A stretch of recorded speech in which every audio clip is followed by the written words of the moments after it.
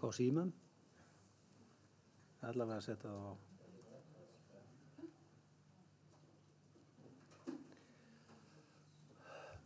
Góðan dag öll sömul, bæði sem hér eruð í sal. Gaman að sjá hversu margir eru hjá okkur og líka þeir sem eruð á streymi með okkur.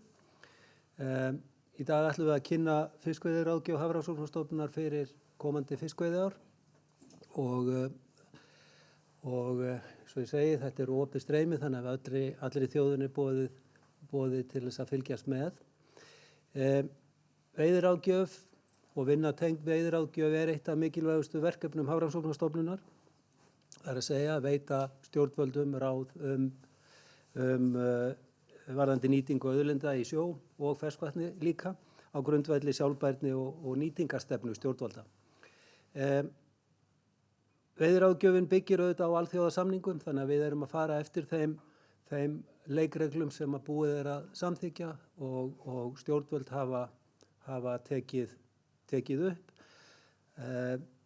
Varúðarnálgun er lykillinn í því sem að ráðgjöfin sem við notum við ráðgjöfina auk þess sem að í flestum okkar mikilvægustu tegundum erum við komin með aflareglur og þannig að það eru reglur sem eru í eign stjórnvalda og við gefum ráðgjöf í samræmi við þær. Gagnasöfnun og úrvinnsla sem er undirstaða þessara ráðgjafar fyrir þessar tegundir sem við veitum ráð í dag og aðrar sem að við veitum ráðgjöf er verkefni, eitt af mikilvægustu verkefnum stofnunar og á sér stað allt árið. Úrvinnsla úr þessum gögnum frá síðustu ráðgjöf hófst í raun bara strax í júní í fyrra. Við erum búin að vera, það er bæði sýnatakan en síðan og aldurslesningar og svo framvegis. Það sem að síðan hefur verið gert að allt frá áramótum hefur verið einvalalið fólks hér inn í húsi sem hefur verið að vinna úr þessum gögnum, fara með þetta í gegnum filtrera, líkön og svo framvegis. Það er búið að crosstjekka þetta eins og hægt er. Það er búið að fara með þetta niður til Kaupmannahafnar, til Alþjóða Hafrannsóknaráðsins þar sem að farið er yfir þetta líka. Þannig að það er ótrúlega mikil vinna sem liggur þarna baki og ég vil þakka þessu góða fólki kærlega fyrir alla þá vinnu. Bjarki Þór Elvarsson hefur leitt þessa vinnu og hann mun kynna ráðgjöfuna klukkan 10. En hann er ekki einn í þessu, það er hópur manna og ritstjórnin og segja að hafa verið undir forystu Kristján Kristjánssonar sem nú er farin út í karfatúri í fyrsta skipti í háa herrans tíð sem er gleðilegt. Þannig hann er ekki með okkur hér í dag en þið munum sjá þegar við erum búið að opna á vefinn þessa kynningu hversu mikið af skjölum í raun og mikil vinna þar liggur að baki.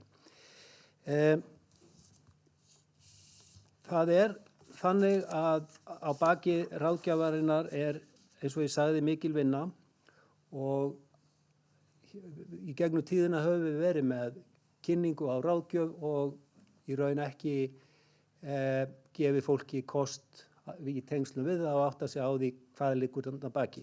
Þess vegna ákváðum við að prófa nýtt fyrirkomulag og við erum að gera það í fyrsta skipti. Það er að segja að áður en að ráðgjöfin er kynnt, þá verðum við með kynningar.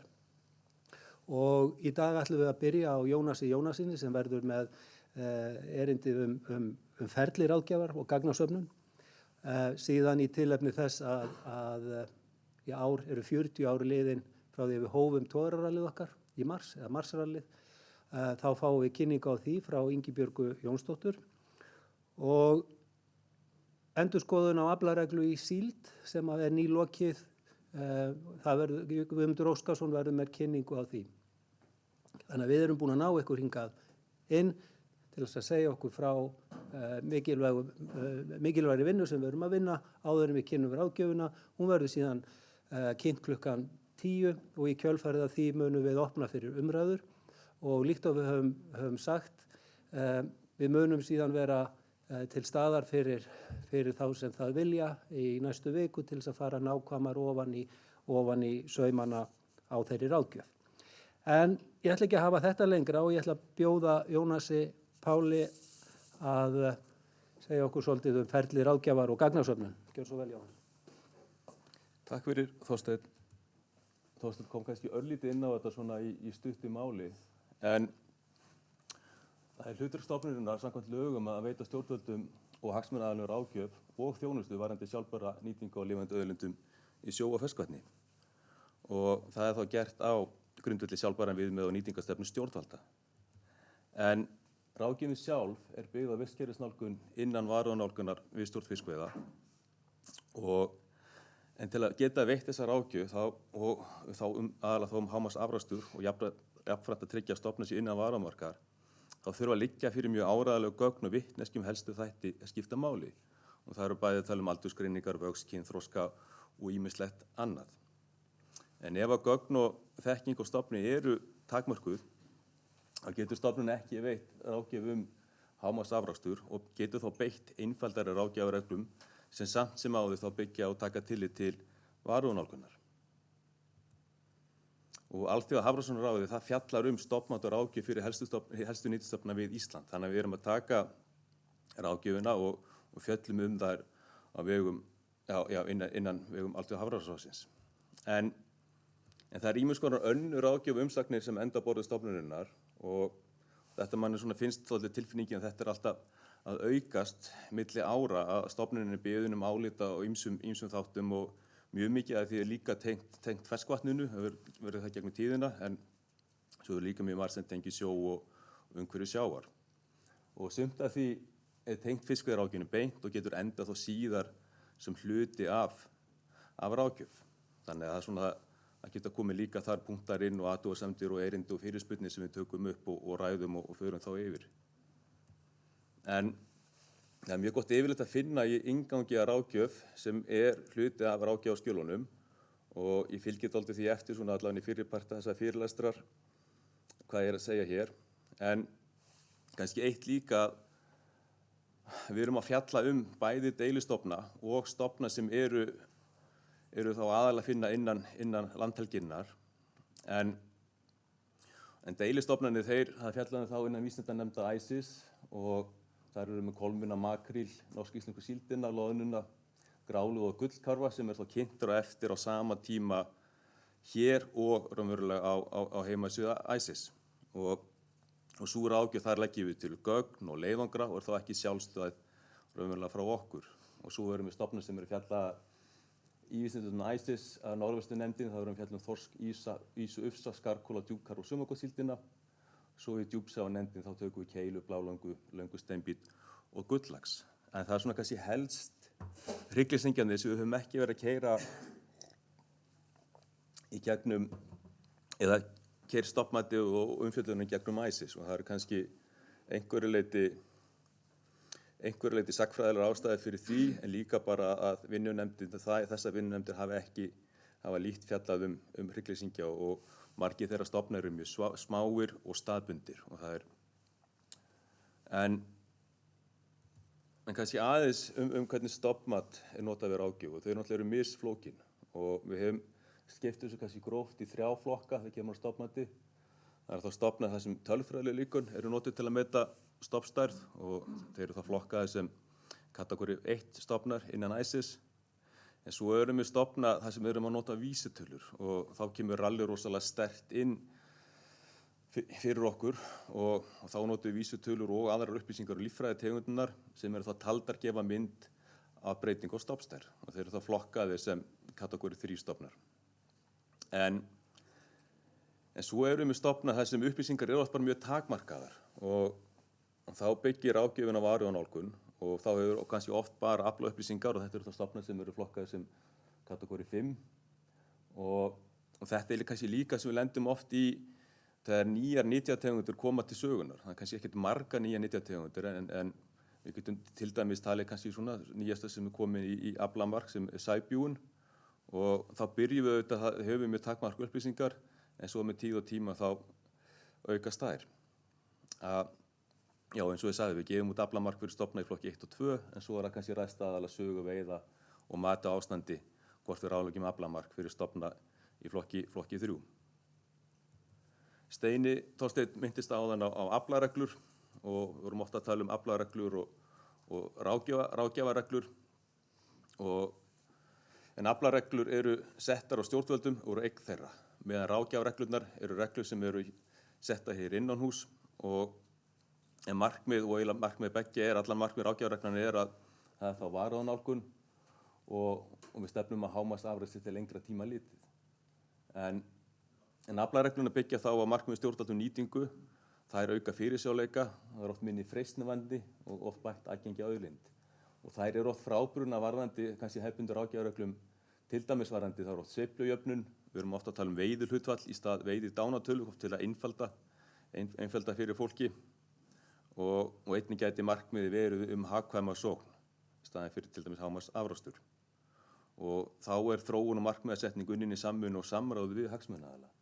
Hérna er svona flæðiri til hægri sem sýnir dálítið hvernig þetta er. Við erum með mat á ástandi stofns. Það er þá sett aflareglu nefnd af stjórnvöldum og við uppá á 5 ára fresti þá eru rýnifundir. Og það er þá mat og innan þeirra er þá lagt á mat að framleiðslugetu stofnsins til lengri tíma út frá ýmsum forsendum og þegar þau er búið að meta þær og sammælast þá er sett að vera ný aflaregla og þá er það fyllt þeirra aflareglur næstu 5 árin í ráðgjöf til stjórnvalda. Það er auðvitað mjög svipað með ráðgjafarreglunar, við erum með ástand stofnsins og oft er þetta spáð til skemmri tíma en einnig líka getur það verið spáð framleiðslugetu stofnsins, já til skemmri tíma en getur líka verið til lengri tíma og þá erum við með ráðgjafarreglu sem liggur þá til grundvallar við ráðgjöf okkur aflamark byggt þá á ástandi stofnsins. Þannig að þetta er svona kannski ráðgjöfuna. En þarna efst erum við með afla, stofnmælingarleiðangra og sýnatöku og við kannski förum aðeins betur í það að hér erum við þetta eins og Steini komið inn á áðan, þetta er verkefni sem við erum að sinna allt árið í kring. Við tökum þorsk sem dæmi, hér erum við með landaðan afla síðustu 30 árið eða svo eftir helstu veiðarfæraflokkum og við erum að taka sýni úr lönduðum afla í raun allt í kringu landið. Hérna sjáum við oft er þetta sérstaklega varðandi bólfiskinn, þá erum við að kaupa sýni á fiskmörkuðum og selja aftur til að komast í aflanum. Við þurfum að krukka hans í, við þurfum að ná kvörnum til að aldursmeta fiskinn og þannig að það er mjög mikil, það er mjög mikil hvað ég ætla að segja, þetta er mjög viðamikið verkefni og við erum að nýta þá útibú Hafrannsóknastofnunar, sérstaklega á Ísafirði, Akureyri, Norðfirði og í Vestmannaeyjum og náttúrulega útibúið hér í Hafnarfirði til að sækja þessi sýni á fiskmarkaði. Fiskistofa er líka að safna sýnum, veiðihaldismenn á vegum Fiskistofu eru líka að safna sýnum á kvörnum þegar þeir eru á störfum og svo er kannski varðandi uppsjávartegundir þá er yfirleitt að fá sendar prufur hingað til Hafnarfjarðar eða austur og Norðfjörð, það sem við erum að vinna úr þeim, þannig að þá erum við að fá þær frosnar og eftir ákveðnu kerfi, þannig að aðgengi að uppsjávartegundir er oft betra. En hérna er aðeins yfirlit árið 2022 hvaðan sýni komi eftir mismunandi veiðarfæraflokkum. Við sjáum hérna botnvörpuna dreift allt kringum landið, við erum með mikið sýnum frá netum, aðallega í Breiðafirði og Faxaflóa og svo framvegis. Og á hverju ári erum við að taka það bil 4.000 kvarnir af þorski úr lönduðum afla til að greina og fá mat á aldursdreifingu stofnsins. Og hérna sjáum við bara dæmi það, þetta er þá úr ágjöfinu frá því í fyrra og það sést mjög vel til dæmis að þessari mynd 1984 árgangurinn, hægt að fylgja honum rosalega vel eftir í afla alveg fram til næstu ársins 1996-7 og þetta byggir allt á aldurslestri á kvörnum og það eru, ég var bara að skoða að gera það fyrirtæk, það eru allavega 15 stöðugildi sem eru eingöngu í sýnatöku og kvarnalestri, þannig að þetta er mjög viðamikið þáttur af okkar starfsemi og skiptir gríðarlega miklu máli og þetta sem sést allt árið í kring. En En það eru ýmis verkefni í gangi undanförnum árum að setja upp ferla til að lesa kvarnir og taka þá myndir af þeim og nota þá gervigreind til að meta aldurinn. Af því allt sem maðurinn sér og gerir, það ætti gervigreind að geta leyst. Þannig að, og fyrstu niðurstöður hérna í birtri grein gáfu bara mjög góðar raun að sérstaklega ef að skekkjan var einungis 1 ár pluss eða mínus og með betri gögnum, eftir sem betri gögn koma í raunverulega fyrir gervigreind til að vinna, það fáum við betri upplýsingar og betri niðurstöðu varðandi að láta gervigreind gera þetta. Og vonandi getum við tekið þetta í gagni á næstu árum og auðvitað gerum við það hægt og sígandi og þá losnar hugsanlega stöðugildi sem við getum þá nýtt í ýmislegt annað eða nýtt betur og jafnvel farið að lesa aðra tegundir sem hafa kannski setið á hakunum af því það þarf að byggja auðvitað upp gagnabanka með upplýsingum og það þarf alltaf að fara reglulega yfir þó við látum einhvern annan gera þetta gervigreind en einhvern annan, við þurfum alltaf að fylgjast með. En við erum líka með mælingar á stærð fiskistofna óháðum veiðum og í þorsknum eru að horfa á þrjár stofnmælingarleiðangra. Við erum að horfa á haustralið sem fer þarna fram í október. Við erum með mastralið sem Ingibjörg talar betur á eftir og netarall. Og við erum að taka 370 stöðvar í haustrali á ári hverju. Við byrjuðum þetta 1995 og við erum bara til að gefa okkur kannski smá hugmyndum, við erum að lengdamæla 130.000 fiska í einu haustrali og við erum að kvarna 12.000 fiska. Það eru enn fleiri stöðvar í mastralinu, það eru 580 stöðvar. Þar hefur við verið með 4 skip undanfarin ár. Við höfum að nota Árna og Bjarna og í fyrra vorum við með Breka og Gullver, eða hitt í fyrra. Og í haustrali höfum við líka verið með leiguskipi. Við vorum með Breka og Þórunni Sveins og svo hefur Árni tekið dýpstu stöðuð en haustrali fer með dýpra heldur en mastrali fer allt niður á tæplega 1350 metra dýpi. Og svo í netarali erum við með 7 svæði, við höfum verið með 6 báta í netarali undanfarin ár og þar erum við með 300 stöðvar og þar er helmingur fastur og kannski helmingurinn eru lausar sem eru sett á það nærri föstu stöðum. Þannig að það er gríðarleg sýnataka og Ingibjörg fer kannski betur eftir í útsetningu stöðva uppalega í mastrali, þannig að sleppa því núna. En við erum með mismunandi veiðafæri í þessum leiðangrum, þó við séum með 2 röll. Þá erum við með, það töluverður munur á sérstaklega fest kannski höfuðlínu hæð og gerð bobbingalengju og við erum með grjótoppara í haustrali og við erum með stálbobbinga í mastralinu. Og svo erum við með, í hverju trossu erum við með mismunandi möskvastærðir og hvort það sé eingirni eða fjölgirni. Þannig að, en pókin er svo sami í haustralinu og mastralinu. En við vitum að þessum breytileika í veiðarleika og kjörhæfni og öll okkar líkun taka tillit til þessa. Þannig að við erum að mæla aðeins öðruvísi og aðrar þjóðir til að mynda hafa skipt einhverju tímapunkti milli gerða á bobbingalengjur og við höfum alltaf haldið því sama hér sem er mjög mikilvægt að hafa ekki verið að skipta, þannig að vísitölur okkar eru þá samanburðarhæfar algjörlega allan skalan. En hérna sjáum við þetta bara kannski svart á hvítu að við erum að fá mun meira af ungviði í mastralinu heldur en í haustralinu, hlutfallslega, en samt sem áður er mjög góðum metill á fyrsta árganginn af 0-grúpuna. Hún verður fiskar ekki afmæli fyrir 1. janúar, þannig að þetta er 0-grúpa í haustrali og svo er þetta 1 árs í mastrali. Við erum að fá mjög góða mælikvörð á fyrsta árganginn strax haustið. Og svo sjáum við í netaralinu að við erum allt annað þar. Þar erum við náttúrulega eingöngu með hrygnandi fisk og ekkert að smáum fiskum út af eyðileika. En það er ýmsar aðrar upplýsingar sem ég langar bara aðeins að benda á að sem við erum að safna í þessu leiðangrum. Þetta er gríðarlega umfangsmiklur og góðir leiðangrar og til að mynda fæða og fæðuvistfræði. Hérna sjáum við bara nokkrar myndir í haustrali. Hefur við séð að það er heldur minnkandi fæða núna á þessum síðustu áratug samanborið við árun og undan og einkum það þarna þið sjáum við þetta neðsta sem er bláan sem er loðna, það er minna aðgengi á loðnu núna á síðustu árum. Einnig sést það í loðnu í mögum í mastrali, þarna er árið 22 og 24, þarna er fiskurinn að veiða loðnuna fyrir okkur og það er enga loðna að finna alla suðurströndina. Þetta endurspeglast líka í lifrarstuðli í netarali. Þannig að það er ýmsar breytur sem getur nýtt til að skoða þetta og við sjáum þá rúmlega fallandi lifrarþyngd á flestöllu stöðum núna í ár.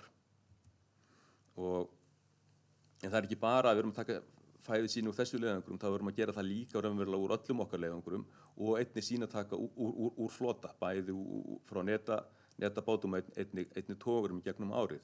Og það kom út ný skýrsla núna í upphafi árs, þar sem að farið við fæði 36 tegunda botnfisk á Íslandsmiðum og við sjáum mjög skýrt þarna að á fyrri helminga árs frá janúar til raunverulega júní, þá er loðnan sem er þetta gráa algjörlega uppistaða í hlutfallslegri fæðu þorsks á þessu tímabili. Þetta er þá þorskur á suðvestursvæði. Og svo sjáum við þarna vinstra megin, þá erum við að horfa á raunverulega seinni hluta sumars og fram að áramótum að loðna það var betra aðgengi á loðnu þarna á upphafi þarna þessara skýrslu, en svo hefur verið minnkandi aðgengi síðust ár, þannig að sagan er dálítið sú sama. En aftur að hvað þessi leiðangur að gefa okkur, þeir eru að gefa okkur þá vísitölu óháð veiðum á þá mat og stærð þorskstofnsins og hérna tökum við þessa þrjá leiðangra saman og það er mjög gott samhengi. Við sjáum punktana þarna sem er þá stoppmatið frá því í fyrra, þetta er ekki uppfært fyrir í ár, að við sjáum hvernig það sveiflast, hvernig þessar allar vísitölu sveiflast í kringum stoppmatið okkar og er svona, já, mælikvarði á að þessar mælingar eru að allavega í stórum dráttum að sína rétta mynd þar á milli. Þannig að yfir árið þá erum við alltaf árið að safna, við erum að safna sýnum úr afla, við erum að búa til vísitölur og í apríl þá er sest niður og það er þá öll gögn úr marsrali eru þá klár, þá er mikið að fyrir þá sem eru að vinna með kvarnirnar að hafa allt klárt og til að þetta sé hægt að keyra fyrir okkar líkön og svo er farið með þetta til umfjöllunar á vísindafundum ICES, þarna þá í kringum lok apríl, byrju maí og svo eftir það þá tökum við ráðgjöfuna aftur og þá erum við að fínpúsa raunverulega útgáfuna og einnig að jafnvel líka fjalla aðra tegundir sem eru ekki teknar innan vinnunundar ICES. Og í upphafi júní þá kemur út ráðgjöf og stjórnvöld gefa út svona hefð fyrir því að gefa út aflamark í lok eða seinni hluta júní fyrir næsta kvótaár sem byrjar þarna 1. september. En eins og Þorsteinn kom inn á það þá erum við að fara, við erum að hafa ákveðin vinna í gangi allt árið í kring og það eru þá rýnifundir, aflaregluvinna og þróun í líkönum sem við erum þá að fókusera á þá og öðrum tíma ársins. Þannig að þetta var svona kannski stóra myndin með þorskinn. En það eru ýmsar aðrar stofnmælingar sem eru í gangi hjá okkur og kannski tek nokkrar hérna að sleppi hérna deilistofnum í uppsjónum en í janúar, febrúar þá eru umfangsmiklar loðnumælingar til að meta hrygningarstofninn og svo erum við allan á síðustu árum í mars hefur verið síldartúr í Kolluál og Breiðafjörð og svo erum við með þarna leiðangra annan loðnutúr til að mæla unglóðnu og heildarútbreiðslu í seinni hluta síðs sumars. Við erum innfjarðarrækjuleiðangra á haustin, við erum útvarpsrækju núna annað hvert ár við mitt sumar og svo erum við með nýjustu leiðangrun okkar. Við erum með myndavélaleiðangur til að telja humarhólur sem hefur verið farið núna annað hvert ár í júnímánuði og svo erum við með leiðangur núna bjálkatrósleiðangur í ágústmánuði til að meta sæbjúgu og við vorum með grunnslóðarall þar sem vorum með bjálkatról allt í kringum landið. Við féllum frá því en við nýtum ennþá bjálkan til að meta raunverulega stofnstærð sæbjúgna. Það er svona, það lifir og svo kannski líka verðt að minnast á að á sumrin eru líka að mæla þang og þara, bæði Breiðafjörð út fyrir Norðurlandi til að raunverulega leggja mat á lífmassa þessara tegunda og það er mikil og hefur verið mikil ásókn og áhugi á að nýta þær. En til að taka þetta kannski saman að þetta eru mjög umfangsmikil sýnataka og það eru mikil samvinnu útgerðir. Þetta eru stærstu og kostnaðarsömustu verkefnin okkar og þetta er vöktun. þetta árleg vöktun eða annað hvert ár. Það rosalega mikið auka afurðum og við erum að safna alls konar sýnum fyrir alls konar efnasýnum, við erum að safna sýnum fyrir jafnvel til að meta kjarnorkumengun, ýmislegt, við erum að taka ýmisleg sýni í þessum leiðangrum okkar og það líka alltaf, kannski leggja ástæðu, það alltaf stöðug þróun í vinnubrögðum og sér í lagi varðandi líkannavinnuna okkar og það erum við að vinna þá í öðrum vinnustofum á vegum Alþjóða Hafrannsóknaráðsins og einnig erum við að skoða líffræðilega þætti, hvernig við getum gert þetta á skilmerkilegan hátt, sýnatakan sjálf og svo kannski líka eins og komið inn á áðan framsetningin. Við erum alltaf að reyna að koma með betri framsetningu frá því að þetta var ein stór skýrsla í að þetta voru raunverulega ráðgjafaskjöl og tækniskýrslu stórar á bakvið, þannig að þegar eina stóra skýrslan var í gamla daga þá var alltaf hvort að tegundin var 1 eða 2 blaðsíður eða 6 blaðsíður eins og þorskurinn, þannig að við vorum dálítið bundið þá af útgáfunni en það er ekki í dag og núna enn eina nýjungun í ár að þetta verður þá lifandi HTML-skjöl. En kannski líka sem kannski sest ekki varðandi vinnuna við ráðgjafarferli að öll skjölun orðin afbragðsgóð sem og rekjanleiki. Þannig að núna getum við öll gögnin eru geymd í skjalakerfi og við getum þá fengið nýja sérfræðinga inn bæði til að rekja og til að endurreikna og sjá hvað var gert. Takk fyrir.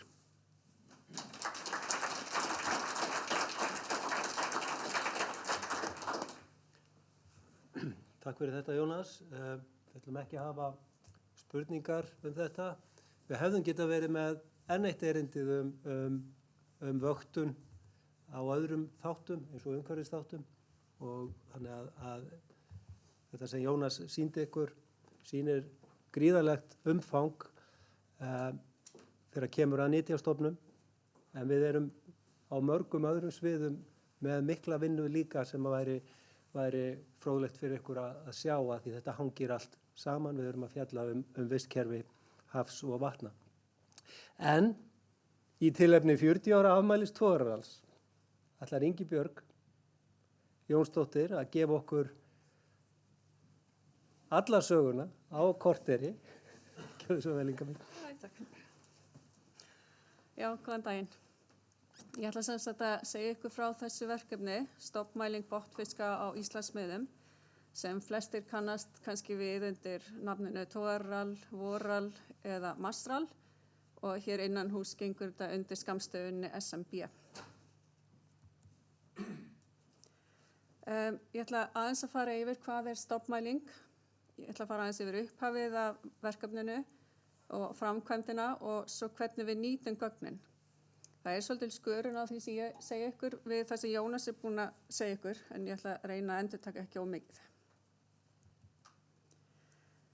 Stofnmæling, þetta sem sagt leiðangarar sem eru farnir reglulega, árlega eða annað hvert ár og þetta langtíma vöktun á ástandi ýmissa tegunda, þannig að við getum fylgst með breytingum í þróun stofnstærða. Þetta líka langtíma vöktun á breytingum í útbreiðslu. Til dæmis myndin hérna sýnir útbreiðslu á ýsu, þar sem við sjáum efstu myndina 1985, þá lífmassin meira fyrir sunnanlandið og til samanburðar þá 2015 sem þriðja myndin, að þá lífmassin meira fyrir norðanland.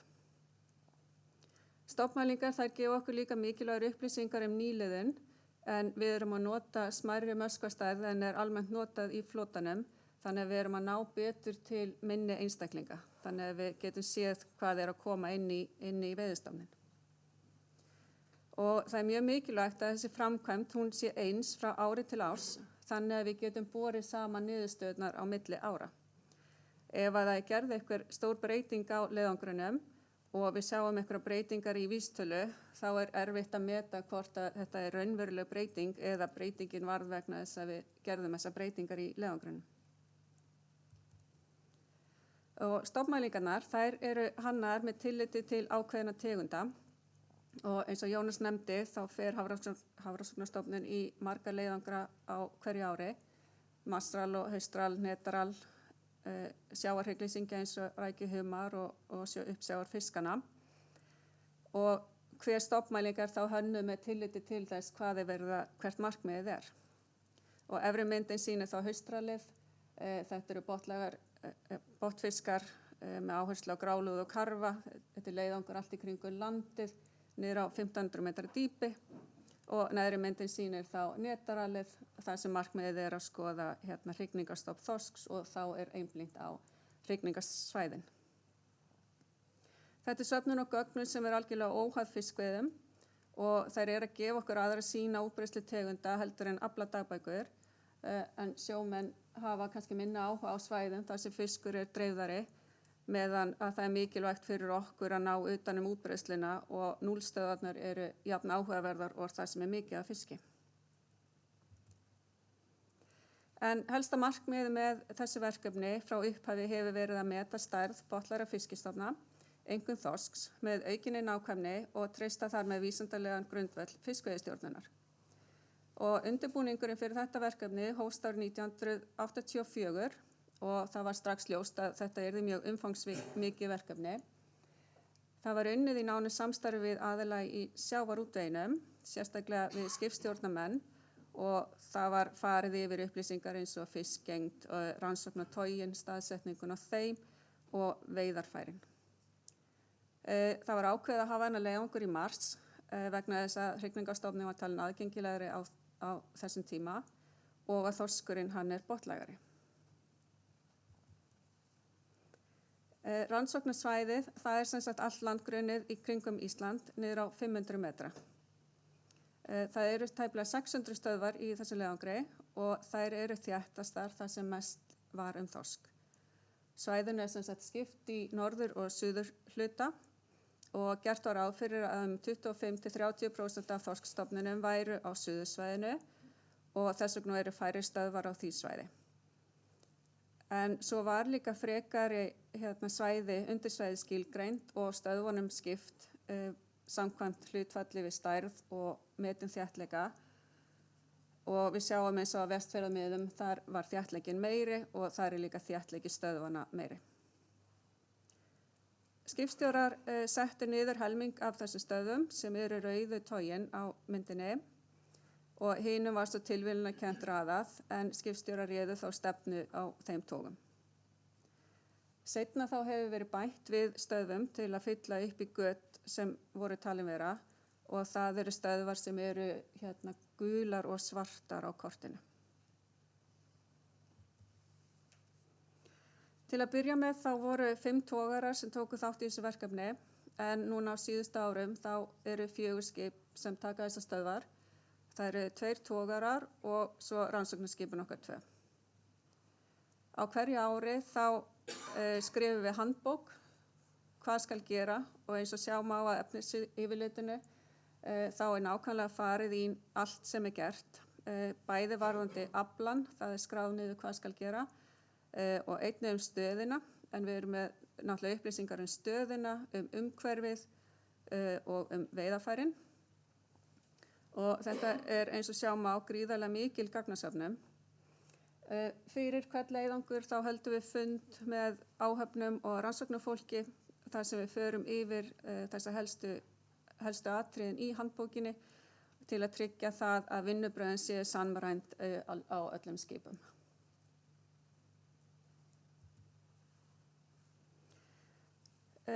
Borð þá eru allar tegundir, þær eru greindar til tegunda og lengdarmældar.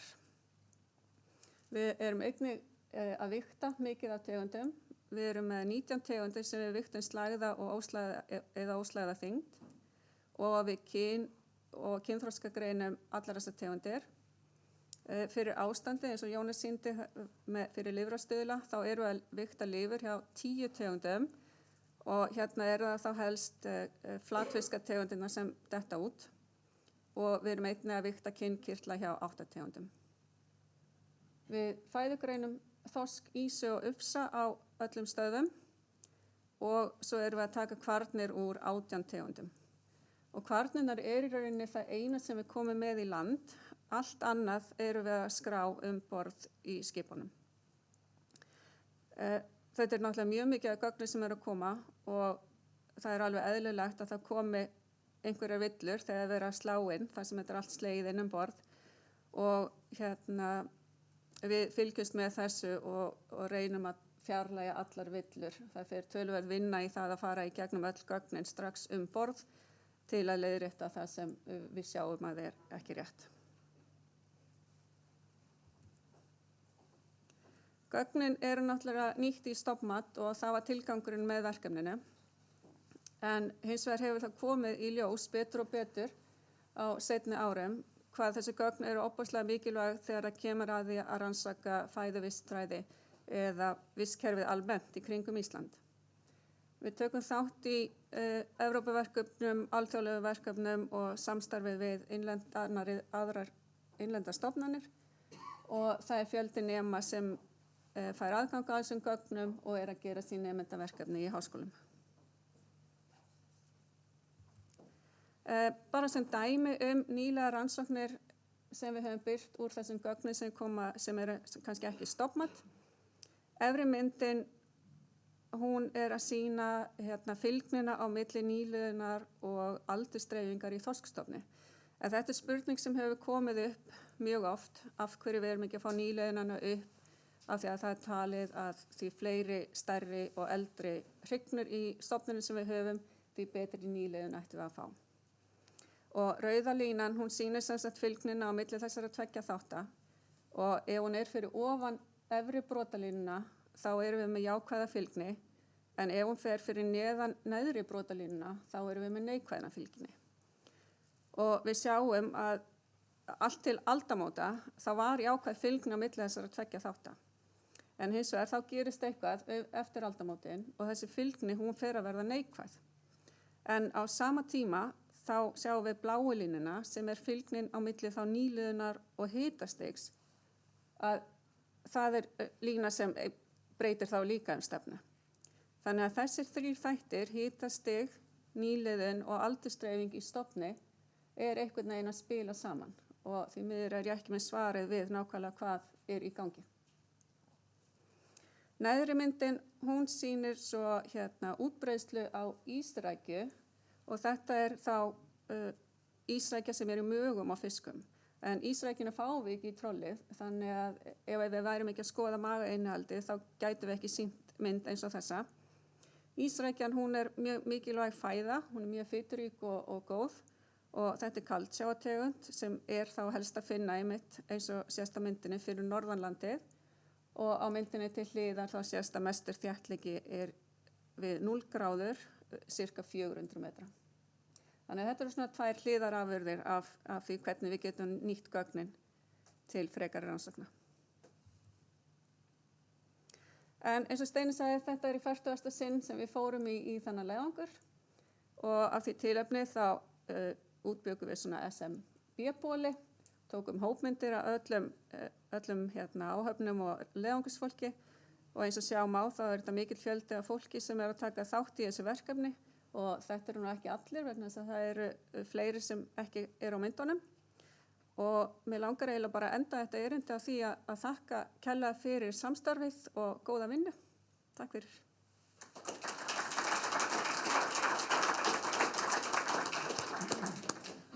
Takk Inga fyrir þetta góða yfirlit. Þetta mikilvæga verkefni og eins og skemmtilegt að sjá að þetta er ekki bara verkefni sem hjálpar okkur að telja fiskana. Þetta hjálpar okkur líka að fá meiri skilning á vistkerfinu eins og sýnt var hérna og vekur sem mynd sem hún sýndir næst síðan vekur upp margar rannsóknarspurningar en fyrsta skrefið er að leita samhengis og síðan að horfa til leiða sem að gæti þá hugsanlega svarað einhverju. Síldin er búin að vera í svolítið brasi hjá okkur, sumargotssíldin. Það er, já ég veit Gummi, þú ætlar að fara yfir endurskoðunina, en bara svo kemur örugglega og þessi alltaf eins og Steini sagði, að ég stel kannski punktunum, en í kjölfar mikill áfalla hjá síldinni þegar sýkingin í Breiðafirðinum fór af stað, þá urðu mikil afföll og í kjölfarið af því þá var farið úr þeirri í raun aflareglu sem má segja að hafi verið sett eftir hrunið 1976, 7, 8 þegar við hófum veiðar að nýju, mjög íhaldssöm ráðgjafaregla sem að má kannski hugsa sér að geti verið einn fyrsta aflaregla sem að hafi verið sett á, að því að ráðherrar þess tíma þeir fylgdu þessari reglu. Þannig að það var nú gaman að skoða það svolítið. En Guðmundur Óskarsson, sviðsstjóri yfir uppsjávarsviðinu, hann ætlar að segja okkur aðeins frá þessari vinnu sem hefur verið í gangi og var að ljúka eins og þið vitið núna bara rétt í þar síðasta mánuði ef maður rétt. Svo vel, Guðmundur. Já, takk. Já, Steini nefndi síldina, en ég ætlaði eiginlega að byrja á loðnunni. Ég ætlaði að segja ykkur aðeins frá loðnunni fyrst. Því að það er tiltölulega ný aflaregla, það er líka sem við settum 23. Þannig að ég ætla að byrja stuttlega henni. En svona bara almennt aflareglur, og eins og við búið að koma fram hjá Jónasi til dæmis á hana, að við erum með þessa rýnifundi stofnmatið og endurskoðun á aflareglum, þar sem við erum að prófa mismunandi aflareglur sem að við fárunar óskir frá ráðuneytinum að prófa og þá í samvinnu við okkur. Og þessar aflareglur og þessi vinna er sem þetta gerð innan Hafrannsóknastofnunar með sérfræðingunum okkar, en tekin til rýni innan Alþjóða Hafrannsóknaráðsins. En varðandi loðnuna, þá var sem sagt rýnifundur stofnmatið og aflareglu í nóvember 2022 og svona í mánuðinu þar og eftir fór ég að ganga frá þeirri vinnu og hún er notuð til grundvallar að stjórnun veiða í dag.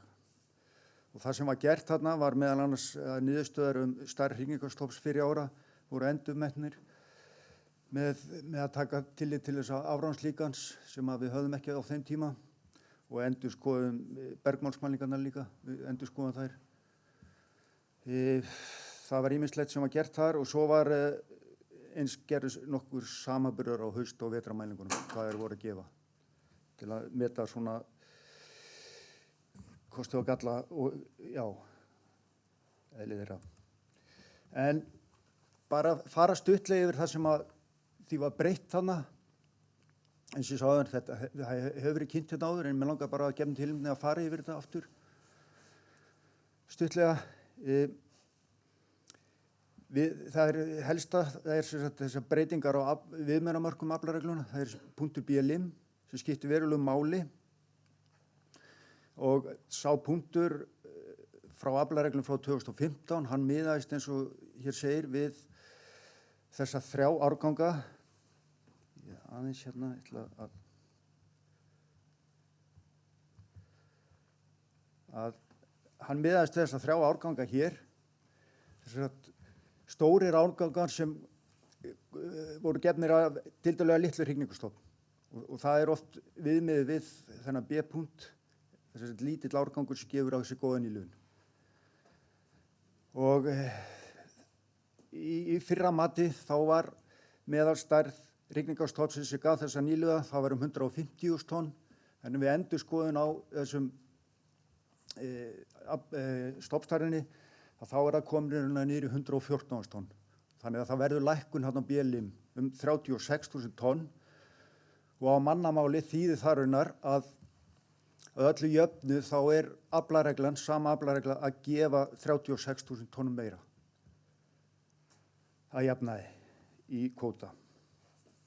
Ef það er eitthvað tilefni til að gefa kvóta, það er að segja. Og markmið þessa aflareglu þá er að skilja eftir að minnsta kosti 114.000 tonn með 95% óvissu og þessi mynd á að sýna svona nokkurn veginn hvernig þessi aflareglu og stofnmat í okkur fungerar. Að við erum með tíma ás hérna, það getur verið frá hvaða tíma sem er, hérna er miðað við 15. ágúst sýnist mér, en lykilpunktarnir eru hérna frá 15. janúar, þar sem að afráðslíkanir fyrir að kikka inn og fram til hrygningar sem að við segjum þessi 15. mars. Og það er einhverja mælingar sem fara fram hér á þessu tímabili, alveg hingað. þetta hérna línan sem fylgir hér, þetta hennar punktmatið eða sem sagt, já, það sem við segjum að hérna mælingin okkar, en það náttúrulega óvissu á þeim mælingum og það þessi lína hérna sem skiptir máli, neðri mörkin, að við viljum hafa hana þegar við erum búin að gefa út ráðgjöf að hún sé hérna ofan við hennar B-limpunkt sem hérna 114 tonn en var hérna áður sem bláa lína 150 tonn. Eins og við sjáum hérna myndrænt þá þessi munur hérna sem að ég talaði áðan gefur meira afla núna í dag heldur en fyrri aflaregla. Aðra breytingar sem voru gerðar og það helgast aðalega því að það óvissa við miðum ráðgjöfuna bæði við haustmælingar og vetramælingarnar.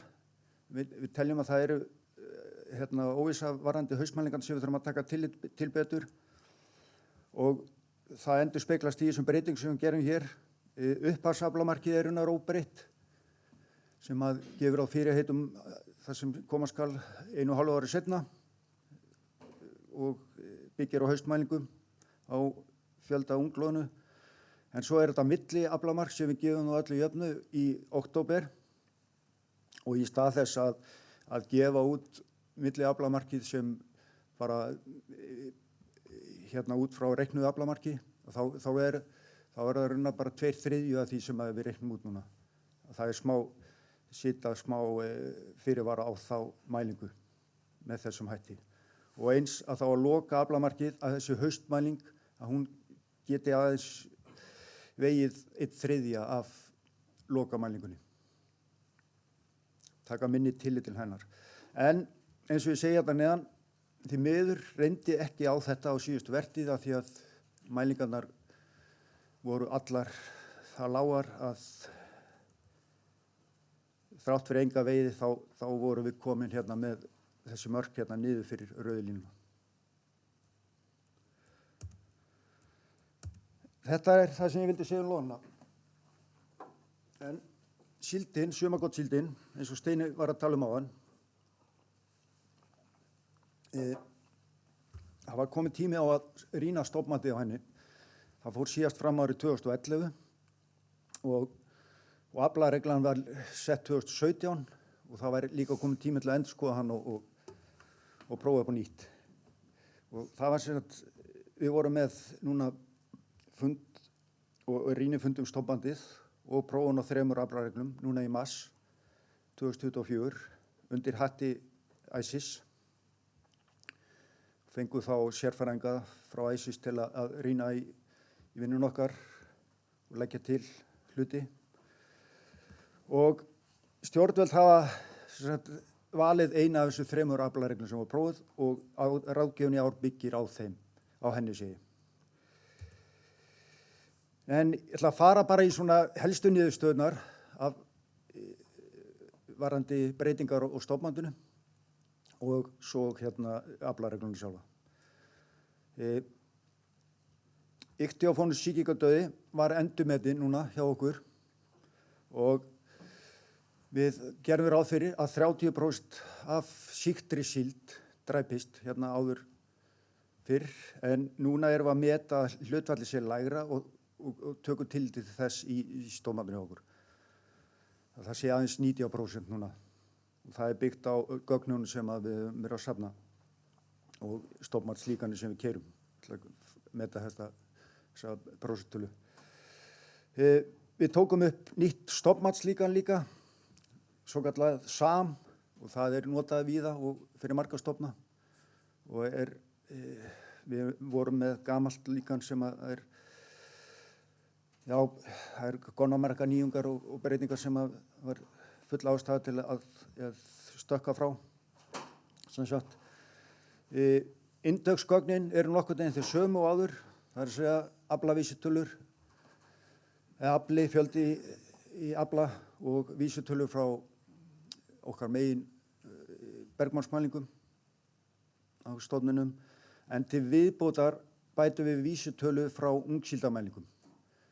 En við höfum því miður ekki þessu ungsíldamælingar á 11 árum frá öllum árum, en þegar þær eru til staðar og við förum í þessu leiðangra, þá verða þær notaðir í stofnmati. Síðasta var raunar farið 2018, en vonandi verður svigrúm til að fara í þær seinna meir aftur. Nú og svo eins og alltaf gert, þá eru allir viðmunapunktar endurmetnir og þeir helstu voru raunar óbreyttir og það á meðal þessi punktur B-lim sem skiptir miklu máli öllu. Og aðeins hérna bara á samaburð á líkanunum, að ég veit ekki hvort ég sjá það vel, en það svarta línan, það raunar þetta NFT sem við notuðum áður og sam þá hérna með bláum línunni og svo annað sem við keyrum samhliða Muppet bara til að skoða ýmsa eiginleika og prófa ýmsa eiginleika, mjög sveigjanlegt líkan. Helstu, ég meina það sem við sjáum hérna raunar að öll líkanun að sýna mjög svipaða sveiflur í stofnunum og sem segir okkur að það er ekki líkanið sem liggur á baki í stofnmaturinn sem skiptir máli, heldur það gögnin sem eru mjög góðir eiginleiki. Það eru gögnin sem skipta mestu máli. En hins vegar svolítið frávik hérna og þið sjáu það hérna, hérna í nýliðinni að þetta NFT adapt, þetta byggt á stofnmaturinn var í fyrra, að NFT adaptið, gamla líkanið, það var að meta nýliðununa mun hærri heldur en líkunin hinn, 2. Og þetta náttúrulega sjáum við hér líka í þá þróun á stærð stofnsins, bæði hérna hrygningarstofninum og viðmiðunarstofninum sem aldur 4+, að það eru töluvert lægri, það töluvert munur hérna á þeim fyrir síðust ár. Og þetta bara hvernig líkunin höndla, af því að það mikil óvissa í þessum árgöngum nýliðun og hvernig nýliðunin tekin líkunin nýta þessar upplýsingar, takmörku upplýsingar sem til eru þá árgangar sem að koma inn í stofninn.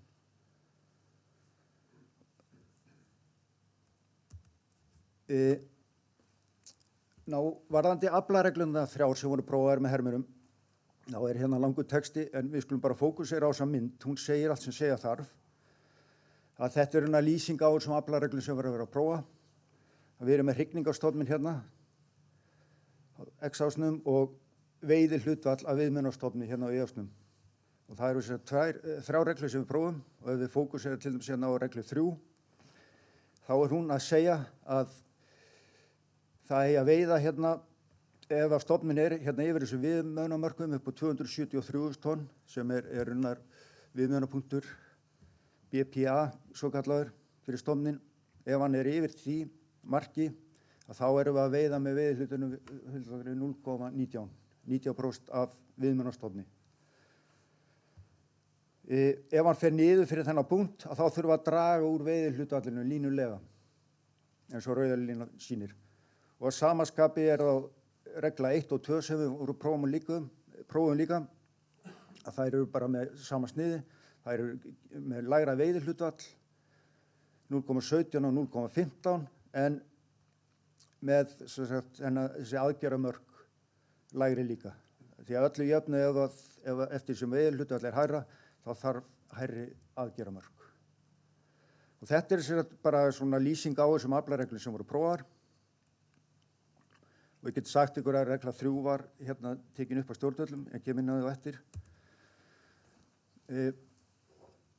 Þær voru prófaðar með 3 mismunandi sviðsmyndum af sýkingu, af því að við þurfum að taka til sýkingarinnar í stofnunum, en við vitum ekki hvað mun gerast á næstu árum.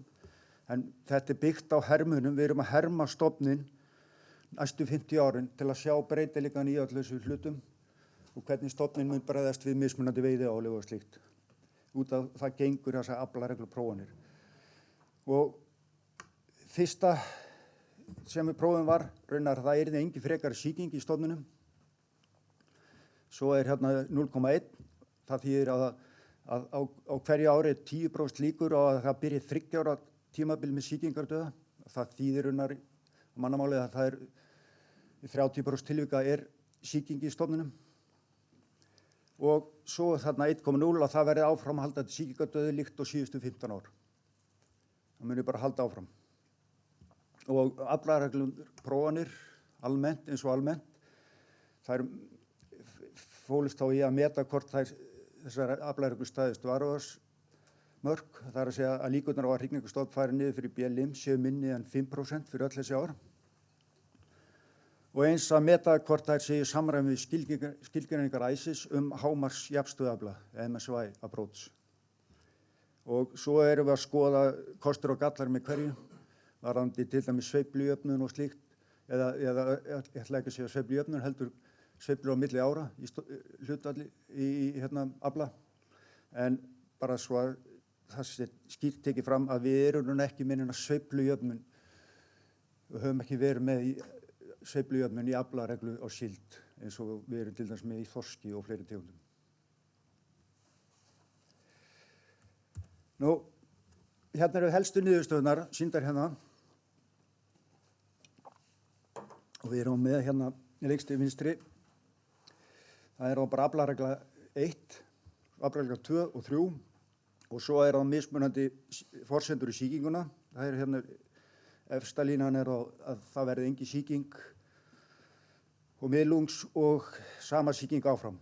Og það sem að þessar myndir á sýna ykkur er að hér er stofnmatið okkar eins og kemur fyrir og hér erum við komin í núið og hér er hermunin farin að taka yfir og hvernig þetta er miðgildið á hermuninni en þetta er línaruna sem skiptir máli að við viljum ekki að þessi lína hérna fari niður fyrir þessi mörk upp á 200.000 BLM.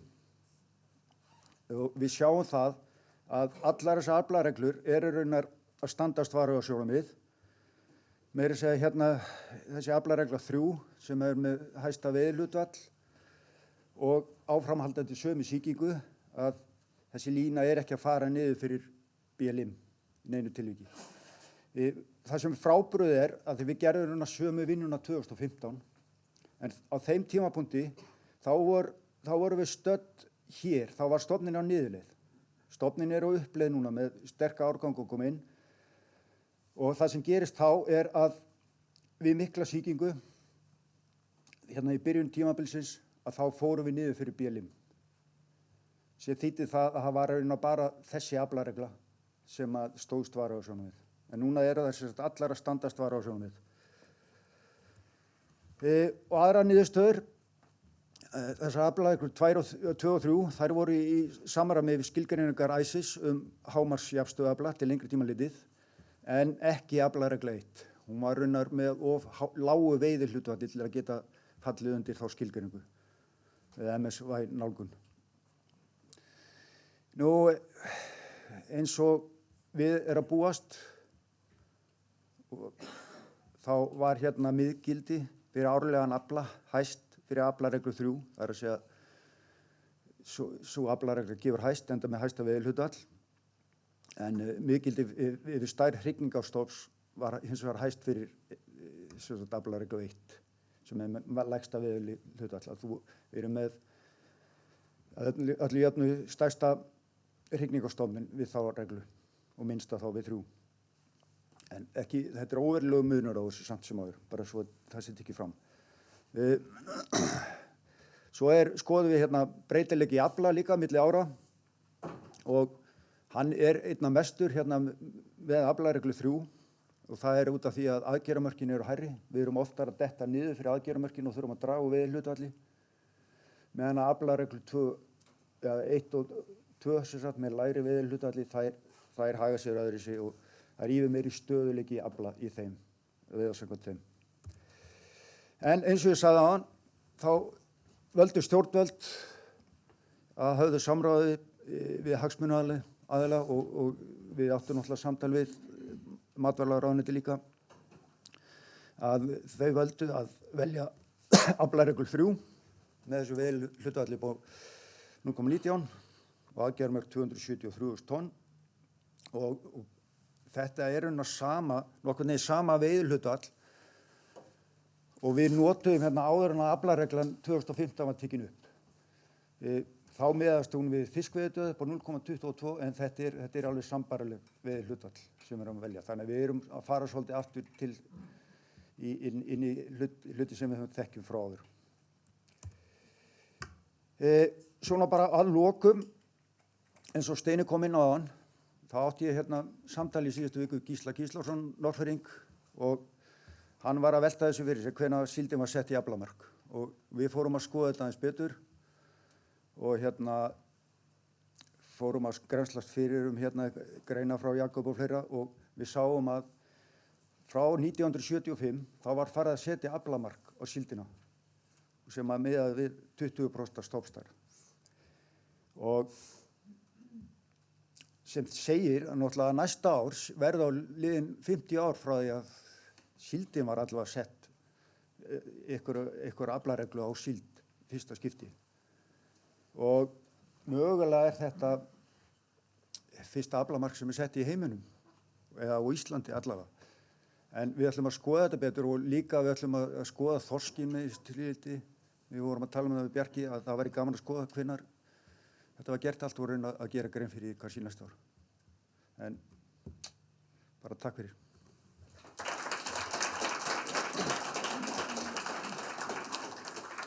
Takk fyrir mig. Jæja, þá er komið að því að við kynnum ráðgjöf Hafrannsóknastofnunar nýtingu auðlinda á komandi fiskveiðiári. Þorskurinn er auðvitað alltaf sú tegund sem að mest er áberandi í umræðunni, enda er þorskurinn langverðmætasta tegundi þegar kemur að útflutningstekjum. Áður en að Bjarki byrjar, þá langar mig bara aðeins að taka 4 punkta sem voru nefndir af Bjarka á síðasta ári. Bara svo við setjum okkur á plass hvar við vorum fyrir ári síðan og hvað Hafrannsóknastofnunin sagði þá. Við ráðlögðum fyrir ári síðan 1% aukningu í heildarafla frá árinu undan. Það er að segja við ráðlögðum tæp 209.000 tonn. Í þeirri skýrslu kemur líka fram að 2020 árgangurinn var metinn yfir meðaltali en 2021 árgangurinn var metinn svipaður á 2016 eða slakur í þessu samhengi. Fyrstu vísbendingarnar sem við vorum með í fyrra gáfu jafnframt til kynna að árgangurinn frá 2022 væri við meðaltal. Þannig að þessu öllu samanlögðu þá gerðu spár ársins í fyrra ráð fyrir því að stofninn færi hægt vaxandi á næstu 2 árum. Gott að hafa svona aðeins baksöguna þegar við förum svo og fáum núna kynningu frá Bjarka. Gjörðu svo vel, Bjarki mín. Takk fyrir þetta, Steini. Gott að setja tóninn fyrir kynninguna. Já, það er bara komið að þessu. Við ætlum að fara yfir ástand nýtistofna og ráðgjöf fyrir fiskveiðiárið 2024-2025. Og eins og við búið að segja hérna, þetta er samstarfsverkefni næstra allra þeirra sem starfa á stofnuninni. Og í dag ætla ég að kynna ráðgjöf fyrir 19 stofna, en ég mun að sjálfsögðu ekki fara yfir alla, en ég mun bara fara yfir helstu tegundir. Þið getið núna farið inn á heimasíðu Hafrannsóknastofnunar og séð ráðgjöfina. Þetta er ef þið farið undir havavatn.is/is.veiðiráðgjöf, þá sjáum við ráðgjöfina þar. Þarna erum við komið með ráðgjafarskjöl sem við sjáum og tækniskýrslur. Ráðgjafarskjölin er svona hnitmiðaðri framsetning þar sem við sjáum það sem tekin er fyrir lykilatriði hvað var að stofninn, meðan tækniskýrslunum leyfa okkur að fara í ítalegri meiri smáatriði og reyna að sýna fleiri gögnum frá fleiri hliðum. Nú ráðgjöfin, við ætlum að byrja á þorskinum. Þar erum við ráðgjöf upp á 213.214 tonn sem mitt eins og við töluðum er 1% hækkun frá því árinu í fyrra. Stofnstærðin er nú á svipuðu róli, við erum að tala mjög svipaðar stærðir í viðmiðunarstofni og hrygningarstofni og í fyrra. Þetta hefur verið stofnin á þannig jafnvægi eftir að við drógum úr veiðihlutfallinu. Og viðmiðunarstofnin er núna metin á næstu það sama og í fyrra. 2020 árgangurinn, er hérna yfir meðaltali árana frá 1990, meðan 2021 er fremur slakur, en hann þó ekkert engin katastrófa, þannig að það er svona nokkuð veginn svipaður og við sáum fyrir 5 ára síðan. Ráðgjöfin byggir á aflareglu og aflareglan er sem sé fengið með að taka meðaltal af aflamarki seinasta árs og þú bætum þar við síðan 20% af veiðimunarstofni og veiðimunarstofnin er metin lífmassi fisk eða þorsks 4 ára eldri og þessi veiðimunarstofn hann er fenginn út úr stofnmati sem byggir á aflagögnum, þessi tímaru aflagagna sem við nær aftur til 1954 ef maður er rétt og stofnmælingum sem eru þá stofnmælingarleiðingarnir sem við erum búin að fá kynningu á í dag. Ef ekki væri fyrir sveiflujöfnunina þá væri aukningin 2%, þannig að það er ekki mikill munur þarna. Og ef við höfum séð í kynningum mínum senstu 2 árin hefur séð töluvert mikið meiri breytt mun á þessu tvennu. Hérna sjáum við samanburð á stofnmatinu okkar sem er þá sýnt hérna með línum og gögnum sem við fáum úr stofnmælingarleiðangunum. Þá SMB er stofnmat botnfiska að vori og SMH er þá haustralið okkar. Og stórt séð sjáum við að líkan er að sýna sömu leikni og gögnin. Þannig að við fylgjum gögnum nokkuð vel. Við höfðum svolítið áhyggjur að því að þessum punktum hér að haustralið var að sýna aðra leikni heldur en vorralið. En núna sjáum við að hefur við séð aukningu í haustralinu sem er þá og þannig að við erum að sjá mjög svipaða leikni núna í milli þessar og teljum þá þessa punkta að vera frávik frá meðaltalinu eða frávik. Samræmi milli ára, við teljum að samræmi sé tiltölulega gott í þorskinum en við sjáum að það er þó smá leiðrétting svolítið nokkur ára eftir tíman á veiðimunarstofni og hrygningarstofni og það má einna helst telja til 2 ástæður fyrir því. Það væri þá það mældist meira af þorski í haustralinu eins og við sáum áðan og heldur en árið þar á undan. Þannig að það hefur leifir líkanlega að meta sig aðeins hærri og svo eru vísbendingar göngu frá Grænlandi þannig að sem eru þá 7-8 ára fiskur sem eru að koma inn þannig að líkanlega þarf að búa til fyrst þess að eiga fyrir þessu aukningu. Þetta er eitthvað sem við munum skoða svo í framhaldinu hvernig þetta er að þróast. Það sem kannski hefur að valda okkur smá áhyggjum það virðist vera allan að núna í voralinu er að árgangan frá 2018-21 sem er þá 4-6 ára þorskur. Þeir virðist vera að vaxa hægar heldur en sambærilegir árgangar þar á undan.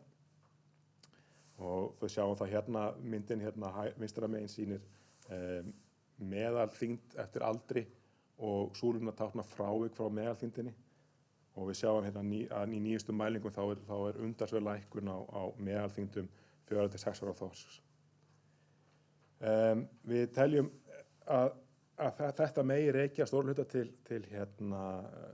loðnu eða það hafi verið lítið af loðnu sem að þorskurinn hefur komist yfir þetta tímabil þannig að yfir síðasta vetur og við sjáum það helst á því að á upplýsingum úr magainnihaldi að það hefur verið mjög lítið af mögum í þorski mjög mikið af mögum, lítið í mögum, þorskmögum af loðnu og reyndar í öðrum tegundum af loðnu núna í ár. Þannig að við teljum að stór hluti þessar lækkunar megi til rekja til loðnu, skorts á loðnu. Og þetta er eitthvað sem við munum náttúrulega sjálfsögðu fylgjast með og sjá hvernig þróast og verður fróðlegt að sjá hvernig þessi árgangar koma undan sumrinu núna í haust. Ef við horfum á horfurnar, þá er gott að horfa á árgangastyrkin annars vegar og samsetningu veiðimunarstofnsins hins vegar. Efri myndir sýnir mat á 3 ára árgangastyrk og súlunar ljósasúlunar sýna spána fyrir næstu 2 ár og við sjáum og svo neðri myndin sýnir samsetningu veiðimunarstofnsins í ár. Þessar bláu súlunar, dökkbláu súlunar sýna núverandi ástand meðan að ljósbláu súlunar sýna meðalástandi og við sjáum kannski helst að það eru helst frávikin sem við sjáum frá meðalástandinu er einmitt 2021 2019 árgangurinn sem var vel yfir meðalagi og við sjáum að þennan topp hérna í þeim gögnum. Og svo sjáum við þá lakari árganga sem þá 2018 sem hér og 2016 árgangur sem hér sem þá frá sem meðaltali í hináttina, þeir eru frekar lakir. Nú ef við horfum aðeins lengra á tíman þá sjáum við að hérna 2022 árgangurinn hann verður hærri heldur en 2021 árgangurinn en þá undir meðaltali og svo er búist við því að 2023 árgangurinn þó með miklu fyrirvara við sjáum að hann er svona við meðaltal, allavega metinn við meðaltal í ár. Þannig að við gerum ráð fyrir því að með þessar upplýsingar að stofninn fari hægt lækkandi næstu 2 árum. Nú, þá er það ýsan. Þar er ráðgjöfin nær óbreytt. Það er ráðgjöf samkvæmt aflareglu 76.774 tonn. Og við erum að sjá stofninn núna er mældur núna með því hæsta sem við höfum séð sem er árangur þess að það eru að koma stórir árgangar inn núna auk lækkaðs veiðihlutfalls seinustu ára. En við búumst núna við því eftir að þessi árgangar eru svona komnir inn í viðmiðunarstofninn þá búumst við ekki við því að það veri meiri aukning og við búumst við því að ástandið verði svona svipað og núna og jafnvel fara aðeins lækkandi á næstu eftir 2 ár. En það náttúrulega er svolítið langt fram í tímann. Við búumst við því að við myndum fara í endurskoðun núna á aflareglu núna næsta vetur og ný aflaregla verður þar kynnt á næsta ári. Og þá eru ufsinn, þar eru við með nær óbreytt ráðgjöf líka. Þar er ráðgjöf samt aflareglu 66.715 sem er nær engin aukning frá árinu á undan. En það sem er að valda okkur smá áhyggjum með þennan stofn er að nær helmingurinn af aflaheimildunum hefur verið ónýttur enn á þessu fiskveiðiári þó að lítið stutt sé eftir. Við sjáum líka samanburð við stofnmati síðustu einustu ára gefur til kynna að stofninn hafi verið ofmetinn í svolítinn tíma þannig að við stefnum nú að endurskoðun á aflareglu og stofnmatsaðferðum á sama tíma og við förum yfir ýsuna. Nú hérna gullkarfinn, þar erum við með talsverða aukningu í ráðgjöf, það var 46.911 tonn. Þessa hækkun má rekja til tvennar þátta. Það er annars vegar við sjáum talsverða aukningu í haustralinu og þannig að stofnmatið er hærra. En svo er það einnig líka í ráðgjöfinni fyrra gerðum við ráð fyrir meiri afla árið 2003 heldur en við hefum gert ráð fyrir heldur en síðan raunin varð. Þannig að raunverulega þá er ástandið betra heldur en við spáðum af þeim sökum. En sem fyrr þá er árgangarnir frá 2007 uppistaðan í afla og árgangarnir þar eftir 2009 eru slakir. Þannig að við gerum ráð fyrir því að stofninn fari núna hægt og rólega minnkandi og í kjölfar þess að við erum að herða við hennar. Grálúðan, þar eru hins vegar með lækkun. Ráðgjöfin hér núna lækkar vegna þess að stofninn er metinn undir varaafmörkum. En þó við búumst við því að það sé að koma góð nýliðun inn á næstu árum. Þannig að stofninn muni þá fara vaxandi upp úr þessu á næstu 2 árum verður hann komin yfir varaafmörkin. Vegna villu í stofnmatinu í fyrra þá erum við að endurmeta viðmiðunarpunktana í stofnmatinu og það kom í ljós að við þurftum að líka endur útgefa ráðgjöfin í fyrra þannig að það er lækkun í ráðgjöfin í fyrra líka. En engu að síður þá tölum við sem búin að komast til vind með það en það er þrátt til viðbótar við þetta bætist við að að það er óvissa sem tengist þessu stofnmati er það að þetta er það svæði sem við erum ráðgjöfin nær yfir virðist dekka útbreiðslusvæði tveggja stofna þannig að hluta útbreiðslusvæði tveggja stofna þannig að það bætir óvissuna í þessu stofnmati. Nú er það svo kemur á sumargotssíldinni. Það er ráðgjöfin 81.367 tonn sem er þá 12% lækkun. Ráðgjöfin fylgir núna nýrri aflareglu. Það sem að við, eins og Guðmundur kynnti hérna áðan, þá byggir núna 90% af viðmiðunarstofni stað 15% áður. En ráðgjöfin þessi lækka núna vegna þess að viðmiðunarstofnin er metin minni og það er bæði vegna þess að við fórum í þessa endurskoðun á forsendum ráðgjafar eins og Guðmundur sýndi hérna rétt áðan og svo er líka bætist við að það er óvissa í stofnmælingunum núna í fyrra sem að það sem við sáum lítið að síld fyrir Austurland. Það gæti hafa verið tengt tímasetningunni á stofnmælingunni. En ég geri ráð fyrir að Guðmundur eða Sigurður geti svarað spurningum þetta síðar. Djúpkarfinn, þar erum við bara á sama staði fyrra. Ráðgjöfin er 0. Það er viðvarandi nýlunarbrestur og stofnstærðin er metið fyrir neðan varúðamörk. Og við gerum það fyrir því að þetta ástand breytist ekkert á næstu árum. Aflinn hefur dregist verulega saman og núna er kringum 1300 tonn á þessu yfirstandandi fiskveiðiári sem er töluverð lækkun frá árinu þar á undan. Svona nánar nýliðun djúpkarfa og skyldra tegunda þá er almennt séð það er ástand djúp- og útvarpskarfastofna við Ísland og Grænland. Það er mjög lélegt og nýliðun hjá þeim öllum hefur verið slæm upp á síðkastið. Og það er í sjálfu sér vel þekkt að karfastofna geri þetta, það séu tímabil af lélegri nýliðun og karfar eru mjög langlífar, karfar geta verið mjög langlífir, þannig að þannig aukast líkunar því að þeir geti veðra svona ástand og afkvæmin þeirra geta komast á legg. En við til dæmis sjáum að sambærilegir hlutir gerðust við Noreg fyrir nokkrum árum síðan. Við sjáum hérna gullkarfi og hérna djúpkarfi í Noreg og við sjáum hérna nýliðunina mynstrið í báðum þessum stofnum. Og það var það bil 20 ára tímabil þar sem við sáum að það er enga nýliðun í þessum tveimur stofnum.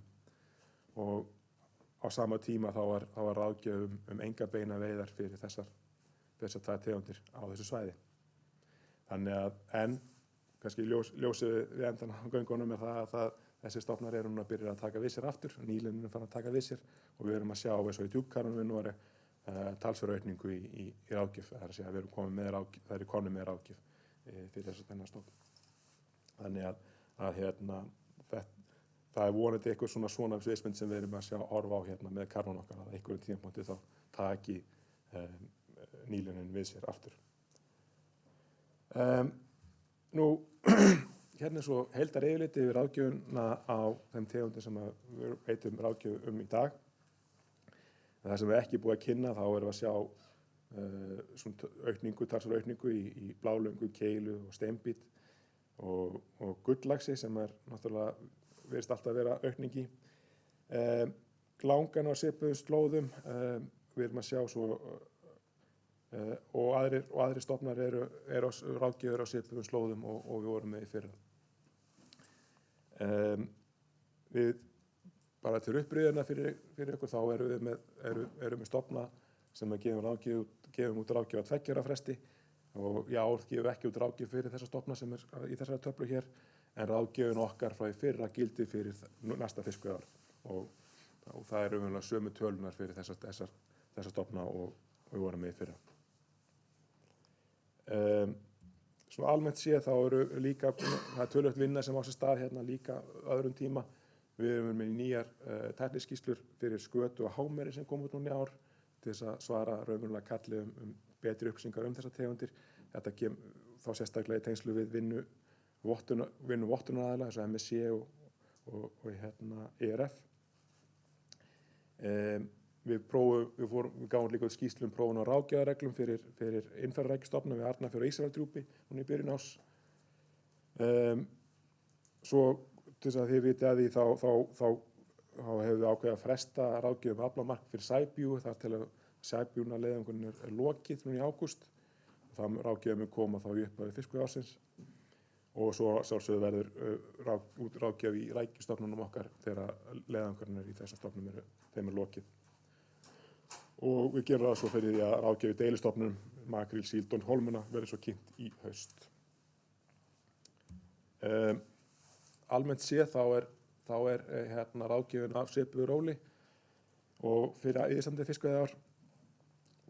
Ástand þorskstofnsins er metið gott en þessar lækkuðu meðalþyngdir valda okkur smá áhyggjum og við munum sjálfsögðu fylgjast með því og reyna að kanna betur hvað veldur. Nú, stofnmætti ufsa líka veldur okkur áhyggjur bara á þeim ástæðum sem við nefndum núna áðan. Það er aflinn hefur verið undir ráðlegu aflamarki í talsverðan tíma og við náttúrulega heyrum það sem að sjómenn og skipstjórar hafa verið að segja okkur með þeirra áhyggjur. Þannig að við teljum að sé mjög brýnt að endurskoða aflaregluna í þessari tegund.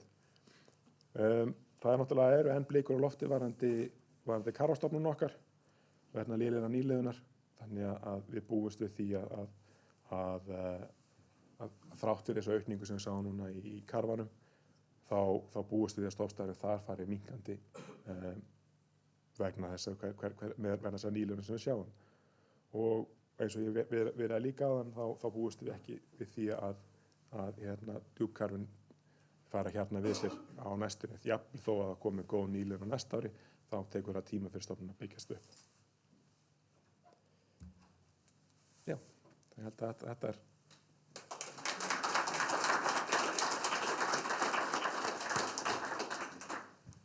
Takk Bjarki fyrir þetta.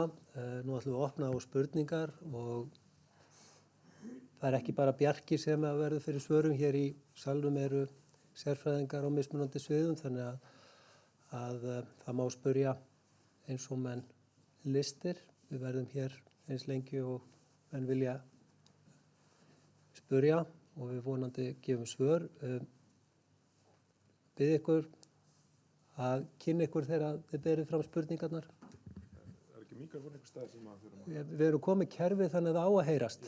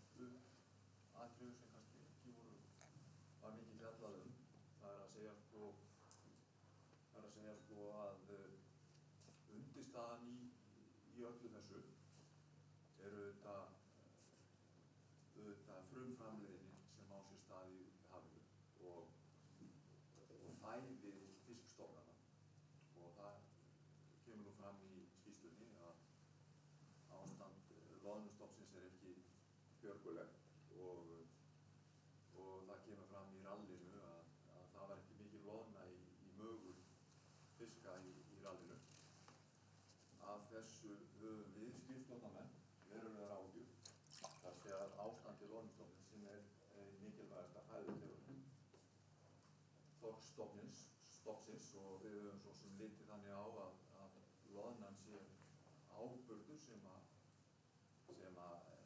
virki svipað eins og áburður á fiskimiðin okkar. Gífurlega mikilvæg fæðutegund fyrir fiskstofnana. Og það var ekki eitt orð dýr eða fisktegund eða það sem við köllum það eru bara stofnanir í höfunum. Og við hjá félagi skipstjórnarmanna höfum lýst miklum áhyggjum yfir því að það skuli ekki vera heimilaðar hvalveiðar og þetta vonum við að það verði, að ráðherra komist að þeirri niðurstöðu að þær verði leyfðar og ég fagna þeirri yfirlýsingu Hafrannsóknastofnunar að vísindaleg ráðgjöf sé að það skuli verið að veitir 161 langreið en væntanlega þolir stofninn mun meiri veiði. Ég vil nefna þetta að við höfum áhyggjur af þessu og við höfum hvatt til þess að stofnunin tjái sig það að afrán hvala úr vistkerfinu skiptir máli og það er nýútkomin skýrsla á vegum starfsmannsstofnunarinnar þar sem að verið var að lýsa áhrifum af ýmsum umhverfisþáttum í höfunum. Eftir því sem ég best veit þar var ekki talað áhrif hvala. Þetta er viðkvæm umræða, en engu að síður að þá tel ég mikilvægt að hún fari fram vegna þess að vegna mikilvægis fiskstofna og sjávarútvegs í landinu. Nú ég vil ennfremur lýsa áhyggjum mínum af því varðandi djúpkarfann að ráðgjöfin skuli enn vera 0 og ég aðeins kannski óska eftir kannski skýringum á þeim rannsóknum sem liggja að baki því að hún skuli vera 0 vegna þess að það fer ekki alveg saman hljóð og mynd hjá vísindamönnunum og þeim sem eru sem sagt á veiðum út á slóðinni. Ég vil ekki hafa þetta lengra og kæra þakki fyrir góða kynningu. Takk Árni, þetta er þá fáum upplýsingar að það heyrist illa í kerfinu þannig að við þurfum að nota mikrofón. Spurningin sem við tökum upp núna er þá varðandi djúpkarfann og meðan að Bjarki finnur öllust glærurnar að þá bara til upplýsingar við erum að hefja hvalatalningar á þessu hófust í síðustu viku og verða í allt sumar saman með öðrum þjóðum þannig að við munum fjalla þær niðurstöður þegar það kemur og ráðgjöfin að tengda í framhaldinu. En djúpkarfinn. Djúpkarfinn það náttúrulega ég fulla skilninga á því sem þú ert að lýsa og við sjáum það sem raunverulega sem erfitt að sjá hérna sem kannski óvanlegt með kannski reynslu sjómanna því hvað þeir eru með ofnýttan stofn að þetta mikið af stórum karfa sem við erum að sjá en við sjáum næst í nær engan lítinn karfa og núna svo komið að þessi stóri karfi sem það er orðið minna af honum en náttúrulega aflasóknarningu helst nokkuð skýr en við erum einhvað síður sjáum bæðir alveg okkar að allar millivísitölur það eru byrjað að gefa sig. Það er svona miðstærð og minni karfi, það er minna því. En þegar við tala sérstaklega rannsóknir sem hafa verið gerðar að við höfum eiginlega lyft grettistæki í rannsóknum á djúpkarfa. Við höfum sérstaklega þá í kvarnalestri, þar sem áður fyrir höfðuna er engan kvarnalestur. En núna eigum við orðið töluvert safn af kvarnalestur og erum að reyna að vinna það eins langt aftur og við getum. Og það er eiginlega grundvöllun á bakvið það að við getum verið með stofnmat í þessari tegund. Áður fyrir vorum við ekki með stofnmat og það var ekki, og svo aðferðafræði sem við notum var bara ekki nægilega næm til þess að þetta tekja á atriðum sem við vorum með áður. En kannski eina ástæði fyrir því að við erum á þessum stað núna sem við erum ekki á þessum stað með gullkarfann það má eiginlega horfa á þessa sögu hérna veiðidánartölu. Það var rosalega mikil veiði hérna fyrir í kring milli 90 og 2000. Þetta er mjög langlíf tegund og þeir eru búin að veiða mikið af tegund þetta eru sömu árgangar nú ennþá að veiða í dag sem er að stóru hluta. Þannig að þetta er það sem við erum eiginlega að glíma við. Það er veiðidánartalan var rosalega há fyrir löngu síðan og stofninn bara ekki búið að jafna sig eftir það. Þetta tekur tíma, ég hef fulla skilning á því, það er auðvelt að veiða djúpkarfa þegar þú ferð ákveðna staði, það er bara eðli þessara tegundar. En einhvað síður þegar þú tekur allt saman og skoðar myndina og skoðar söguna sem kemur út úr aldursgreiningunum, þá kemur þessi saga fram að það er ekkert að litlum karfa að koma inn og við höfum engar vísbendingur það að það sé bara stórkarfa sem koma eitthvað annar staði frá. Þannig að þetta er bara staðan.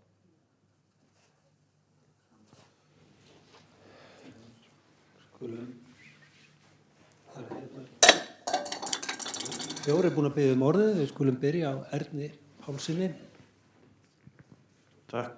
Já, ég heiti Örn Pálsson. Ég ætla aðeins að spyrja í sambandi við loðnuna að það kom hérna fram hjá Jónasi áðan að hversu mikið hún hefur farið niður fyrir Rauðastrekkið og núna vantar loðnu, þorsknum vantar loðnu að borða greinlega og það var breytt aflareglunni þannig fyrir 2 árum minni mig og ákveðið að skilja eftir 114.000 tonn til hrygningar og úr 150.000 tonnum. Ég ætla að spyrjast fyrir það hvort hann kæmi ekki til greina að breyta þessu nú þegar í ljósi þess að hversu þorsknum vantar æti. Takk. Ég ætla nú bara að fá að vísa þessu beint á Guðmund Óskars. Í raun þá reyndi ekki á þessar nýju aflareglu fyrir núna í vetur. Ráðgjöfin 2023 sem sagt, fyrir veturmælinguna 2023, hún byggði á gömlu aflareglu 150.000 tonn. Þannig að það hefur ekki reynt á þessar nýju aflareglu. Átt að reyna á fyrsta ánum í vetur, en það var bara ekki nógu mikil loðuna til að gerist. Þannig að það er engin ástæða til að fara að henda henni fyrir bí. Og það munar ekki það miklu í þessum aflareglum. En vita hversu mikið vaskið eða Við erum alltaf með mat á því hvað skilið mikið eftir til hrygningar. Og það er það sem við gefum upp sem stærð hrygningarstofnslóðum á hverjum tíma. Við veit að töluvert óvissa í því að við erum að tala þá mælinguna okkar sem að ráðgjöfin byggir á og svo mínusum við aflan frá henni og eftir stendur á stærri hrygningarstofns og teknu til afráns líka fram að hrygningu. Við erum ekki með beina mælingu á hrygningarstofnunum per se, en það er þarna fyrir. Já, góðan daginn, Eiríkur heiti ég, Dagbjörnsson, Grindavík, hjá Þorbirni. Takk fyrir mjög greinagóð og flott erindi. Mig langar aðeins til að fá að blanda fiskifræði sjómannsins inn í þetta sem þið eruð að birta hérna.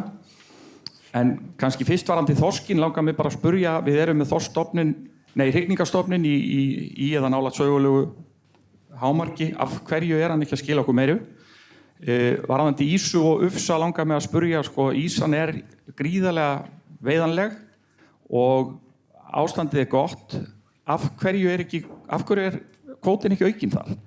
Og kannski sama með ufsan, fiskifræði sjómannsins segir ýsan upp, ufsin niður, hvoru tveggja á núlli hjá ykkur? Og ég skil það ekki alveg. Þú bentir réttilega á að ufsin bara veiðist mjög illa og það ennþá helmingurinn eftir af öllum heimildum þessa fiskveiðiárs. Aðeins varðandi gullkarfann, þið töluðuð hann niður árum saman og kvótinn fór niður helming á nokkrum árum, en allt í einu í fyrra rauk hann upp úr öllu valdi og það gleður okkur og gaman að sjá að hann heldur áfram upp. Og svo kannski varðandi djúpkarfann, ein af þeim rökum sem þú nefnir að það sé lítil veiði, en það nú kannski eðlilegt þar sem kvótinn 0, þannig að það litla sem kemur bara meðafli. En rannsakað hjá ykkur, fyrir nokkuð mörgum árum þá var ákveðið að djúpkarfi og yrmingar, úthafskarfi, væri eitt og sama kvikindið. Og við vitum að Rússarnir þeir liggja út á í úthafskarfanum á hverju einasta voru og veiða 1000 tonna og þeim skítsam allt náttúrulega.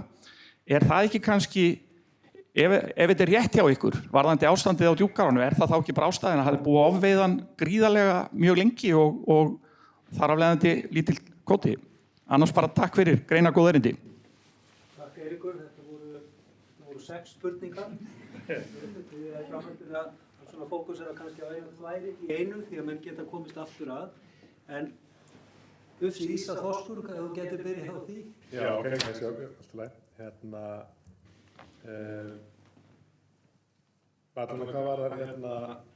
Hvað var það nýliðin í þorski? Það var það spurning sem við erum búin að spyrja okkur lengi.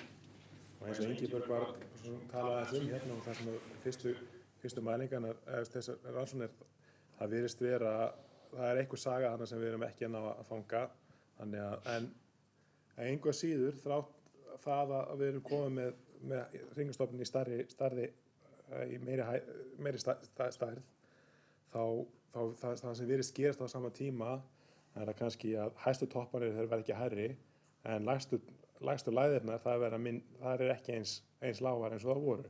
Þannig að við erum að sjá jafnari nýliðun og þá eykur það fyrirsjáanleikann. auðvitað vildum við geta svarað þessum spurningum, en sumt af þessum stóru toppum gætu verið tengt samganginu við Grænland sem er kannski ekki nægilega rannsakaður. Við höfum heyrt líka aðra kenningar, þannig að þetta bara allt saman hluti sem við bæði eigum ekki gögn aftur í tíma til geta raunverulega geta komið með svar við hvert ástandið var fyrir 1985. En og við náttúrulega erum komið með togaral núna sem gefa okkur miklu betri upplýsingar hvar fiskurinn og hvar hann en þetta allt saman bara hluti sem við erum ekki með góð svör við. Hvað var að ísuna?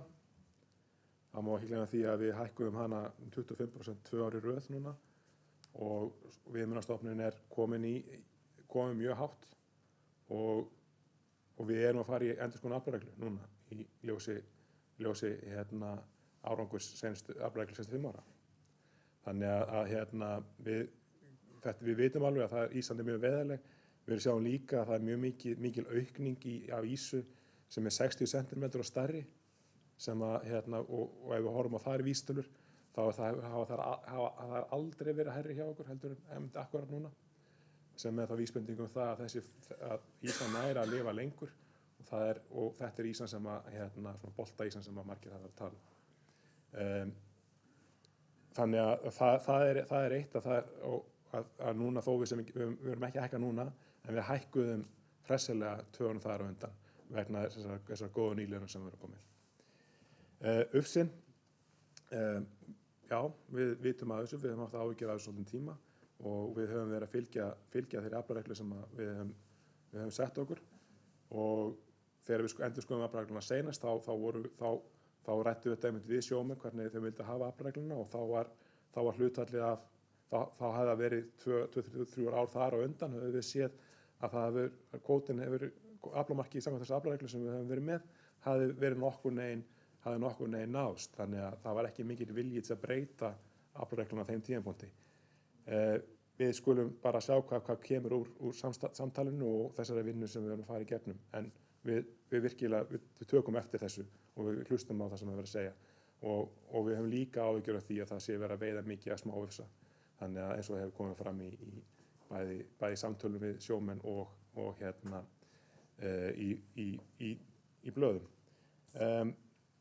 Varðandi djúpkarfann sérstaklega þá já, það hefur ofveiði á þessu tegund í langan tíma og sömu sögu að segja djúpkarfa við Grænland og djúpkarfa og úthafskarfana, báðastofnana. Þannig að þar eru Rússarnir virkilega hafa þeir bara ákveðið að hunsa vísindaleg skilaboð og liggur við þeirra eigin mælingar til þess að halda áfram að veiða djúpkarfa eða úthafskarfa. En það er ástandi töluvert jafnvel verra heldur en í djúpkarfanum okkar. En einhvað síður við sjá mjög svipuð merki, það virðist vera sameiginlegur þáttur sem stýrir nýliðun þessara karfategunda En við erum núna, akkurat núna það er úthafskarfaleiðangur núna sem okkar helsti karfasérfræðingur er einmitt í, sem getur svarað örugglega mikið betur með flesta þessa þætti. Hann einmitt núna er einmitt í að skoða hvernig ástandið á úthafskarfanum, þannig að við kannski fáum að heyra það, við munum svo fá ráðgjöf í framhaldinu hvernig staðan er þar. Bara svo ég aðeins bæti við sem eldgamall karfasérfræðingur. Þú ert væntanlega, Eiríkur, að vísa til samhengis á milli neðri stofns karfans úti og heimakarfans. Og það er áhyggjuefni sem margir hafa, þó að ráðgjöfin og uppskiptingin hafi verið eins og raun ber vitni að djúpkarfi við Ísland er síðast ráðgjafareining og úthafskarfarnir sitt hvor. Það voru á þessum tíma þegar þetta var ákveðið, þá voru þetta ákveðin svona gögn sem sýndu að þetta gæti verið með einhverjum öðrum hætti. Þess vegna er alls ekki hægt að útiloka að þessar veiðar á neðristofnunum þarna úti geti haft einhver áhrif á afkomuna hérna heima. Það er svo það sé sagt og þetta er umræða sem hefur ekki verið kláruð. Það voru fleiri spurningar frá Eiríki en við skulum hleypa aðeins fleirum á og getum komið þá bara aftur. Já, sæl, ég heiti Lísa Leipungan hjá Samtökum fyrirtækja í sjávarútvegi með 2 spurningar, einn gullkarfan og einn silfur hafsins. Varðandi gullkarfan, þið sögðu sérst í fyrra að við gætum búist við lægri lækkun á næstu árum eins og minntist á og svo kemur hækkun og við erum ekki að kvarta yfir þessari hækkun en vinnslurnar hafa minnst á að sýnatakan hjá þeim er nánast engin af ykkar hálfu ef það er miðað við hvernig hún var fyrir 5-10 ára síðan og bara svona spurning, finnst ykkur þessar sveiflur ekki vera óvenju miklar í þessum stofnum miðað við aðra stofna og er það vegna þessara lágrar sýnatöku sem hefur verið síðustu ár miðað við hvernig þetta var áður? Þarf ekki að taka bara fleiri sýni úr þessum frá vinnslunum?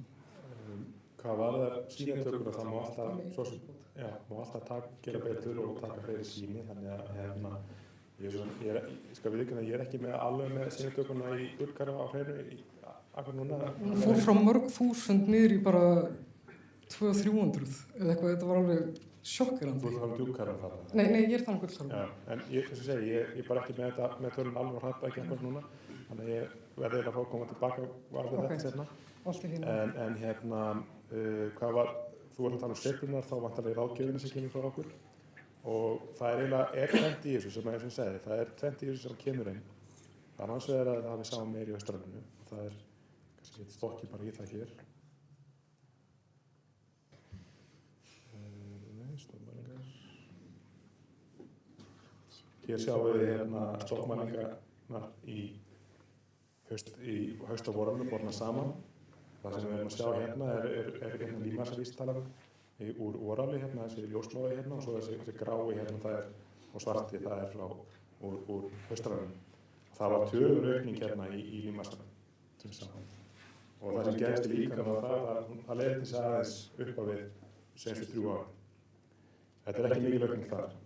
En kannski það sem útskýrir kannski hérna helst þennan aukningu er það að við gerum ráð fyrir því að aflinn 2003 er í 42.000 tonn. En raunin var kring 30.000 tonn. Þannig að það var raunverulega meira eftir sem átti eftir að taka en má það þannig. Og það er þess að það er kannski einn stærsti þáttur sem útskýrir þetta að hrygningarstofninn hann er bara metin að hans hæfi út af því að við veitum minna og stafnum til leiðir til þess aðeinsspori. Það er ekki mikið en við teljum samræði vera bara tiltölulega gott í þessu líkani. En svo náttúrulega má kannski bara bæta við er að óvissan hérna er gríðarlega mikil í matinu okkar senasta 2 punktunum. Og það kemur nú til, við erum náttúrulega með töluvert mikið af kvörnum sem við að lesa við erum þúsundir af kvörnum sem við lesum árlega í karfa. Og það er náttúrulega úr þá röllum og úr afla og við erum að reyna að vinna aftur svolítið svona baklokka þeim kvörnum líka. Þannig að senasta árið það er tóttur óvissa í mælingunni, matinn okkar það líka. Þannig að en einhver sér held ég stærsta þátturinn sem útskýrir með þessu að við ofmátum aflamarkið í spánin, aflan 2003 í spáninu okkar þegar komum aflamarkið 2004. Já, svo var það bara seinni spurningin var með síldina. Ég er að velta því fyrir mér með þennan eina leiðangur sem er að valda því að ráðgjöfin núna er umtalsvert lægri og vorum einmitt náttúrulega mjög vongóðum fyrst að aflarekanlega komin frá 15% viðmiðunarstofni upp í 19%. Það væri nú að glæðast í þessu kannski ennþá meira. En út af því að þið hafið mikið verið að ræða að þessar löngu gagnasýrjur er það sem að skiptir öllu máli og svo kemur þarna þessi eina lélega mæling sem er fyrir austanland, þarna neðsti punkturinn á glærunni. Ég bara velta fyrir mér, eru 2 leiðangrar á ári fyrir þennan mikilvæga stofn hér við land? Er það nóg? Og þeir voru náttúrulega með þennan ungsíldarleiðangur eins og Guðmundur var að tala áðan. Og þeir töluðu líka það jafnvel í fyrra að þetta kæmi kannski á næstu árum og svo var hann aftur að minnast á það núna að að myndi kannski vera settur inn aftur á næstu árum. Er eitthvað að frétta af honum og þyrfti að leggja meira í þessa leiðangra fyrst að þessi eina mæling er að valda því að fer svona mikið niður. Þetta er bara svona vangavelta, finnst ykkur þetta nóg? 2 leiðangrar á ári fyrir þennan stofn og svo klikkar eitthvað eða það kemur léleg mæling í einum af þeim, þá er þetta rauninni bara byggt á, þá er það ekki einum leiðangri, nánast.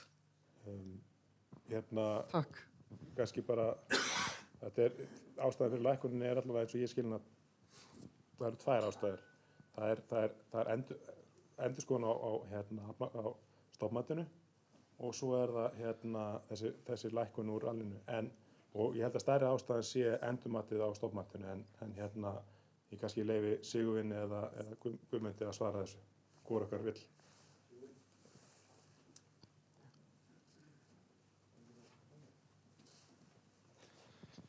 Kemur Sigurvin, síldar sérfræðingurinn okkar.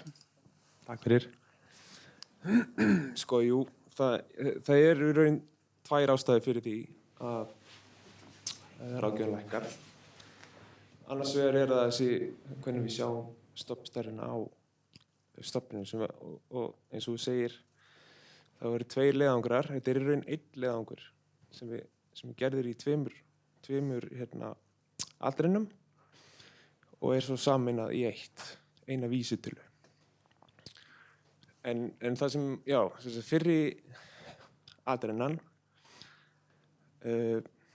sáum við þar sem við reynum að mæla þann part stofnsins sem er fyrir austanland og hefur verið að blandast í norsku síldina og bara svo ég segi söguna því af hverju þetta klúðraðist, þá voru við að reyna að mæla bara íslenska hlutan á stofninum og við ákveðum að seinka bergmálsleiðangrinum 3 vikur í þeirri vonum að norska síldin myndi synda austur eftir að hún var búin að vera hérna í fæðuslóðum við íslensk strendur og íslenska sumgóðsíldin myndi vera eftir. En það sem gerist var að íslenska síldin syndi austur með þeirri norsku. Og í raun og veru þá fórum við í nokkra auka leiðangra til þess að reyna að finna þessa íslensku. Og það var blandað inn í loðnuleiðangra á 9 ári. En það tókst ekki að finna þessa íslensku aftur. En það má bæta við í þetta samhengi að í leiðangrinum í maí, þar sem við vorum að mæla norsku síldina, það voru sterkar vísbendingur að íslenska síldin væri enn þar í blandi og vonandi á leiðinni aftur til Íslands að hrygna í sumar. En hinn þátturinn af þessari lækkun er þetta nýja stofnmatslíkan saman sem að, eins og þú sást, jafnvel þótt að við höfum ekki inn í nýju bergmálsgögnin, það var lækkun á viðmiðunarstofninu, bara með að nota nýtt líka. Þú sýndi samt eiginlega engan mun á möppu, sama möppu var eiginlega bara... Já, þetta er sko... Já, en þetta er möppet sem er stillt eins og saman. Það taka tæknilega spurningar hér eftir að fyrirspurnum er lokið og það er velkomið. Við langar að botna spurninguna eða svara við spurningunni. Það er alltaf lítið effort í vöktun á síld og hefur áhrif á þetta flökt sem kemur í ráðgjöfinni að við erum til dæmis ekki með ungsíldarmælingar til þess að styðja við árgangar sem er að koma inn í veiði. Við vitum að þessu, við höfum verið en forgangsröðunni hjá okkur er þannig að þessu hefur í raun verið fórnað til þess að við getum keyrt önnur verkefni en við erum algjörlega sammála að það er brýnt að reyna að komast í þetta en við getum ekki gert allt. Það voru fleiri spurningar. Árni var næstur, svo Eiríkur. ég skal vera stuttorð. Mér fannst kannski vanta aðeins upp á svör ykkar varðandi sko, sjó- og vistfræði hlutan sem að ég svona var að ýja að áðan. Það er að segja varðandi það að við erum hér að fjalla stofna, nytjastofna, en það eru aðrir stofnar, það er stofn rauðátu, það er stofn ljósátu, það er stofn ísrækju sem eru jú undirstaðan undir þessu öllu saman og væntanlega eru þessi stofnar af einhverju stærð líka og það fara ekki fram neinar veiðar úr þessum stofnum nema náttúrulega sko óbeint, það eru fiskarnir sem borða þetta og vaxa og dafna og bara ítreka það að það eru þarna úti í höfunum stækkandi stofnar sem lifa eingöngu á þessari framleiðslu á rauðátu, ljósátu og þessum tegundum. Takk. Bregðast við þessari tölfræðispurningu? Nei, vistfræðispurningu tölfræðingur? Nei, ég ætla að lega líka um svo þessu. Já, erum við með eitthvað sem gæti sagt eitthvað? Við erum auðvitað með mælingar á vorin í maí á bæði átumagni og frumframleiðni. Þannig að við erum með upplýsingar sem við erum að bera þetta saman við. En eins og kom fram hérna líka hjá Bjarka þegar hann sýndi myndir og Jónas líka, hvað fiskarnir eru að borða. Það eru auðvitað, þeir eru veiðarfæri okkar svolítið í því og við erum að sjá breytingar þar sem hafa áhrif á þetta. Við sjáum auðvitað ekki það sem þú ert að vísa til hversu mikið langreyður og hrefna er að borða en það eru til aðrar upplýsingar það og við getum þá bara tekið það á öðrum vettvangi í framhaldinu. Eiríkur var spurningu.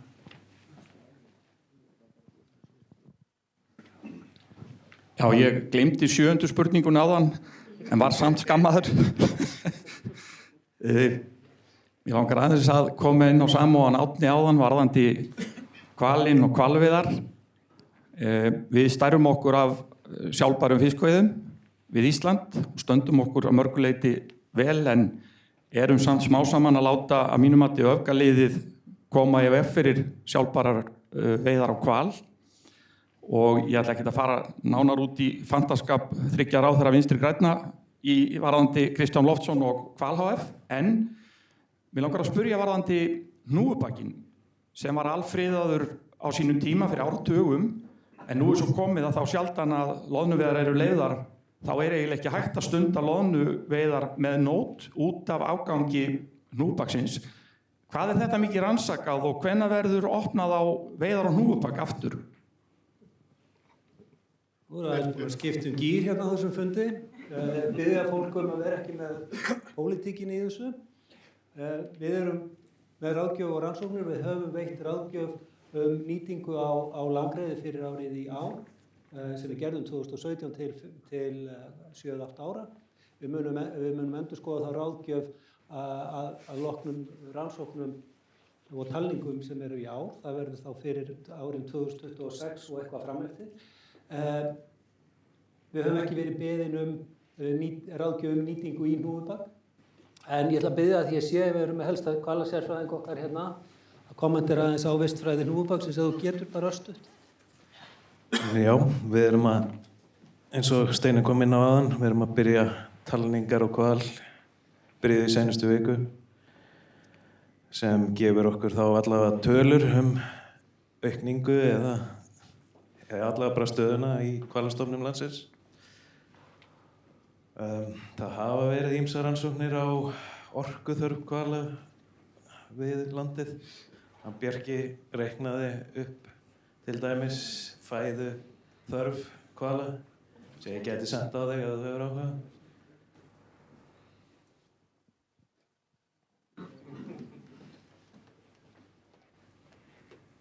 Takk fyrir þetta, Guðjón.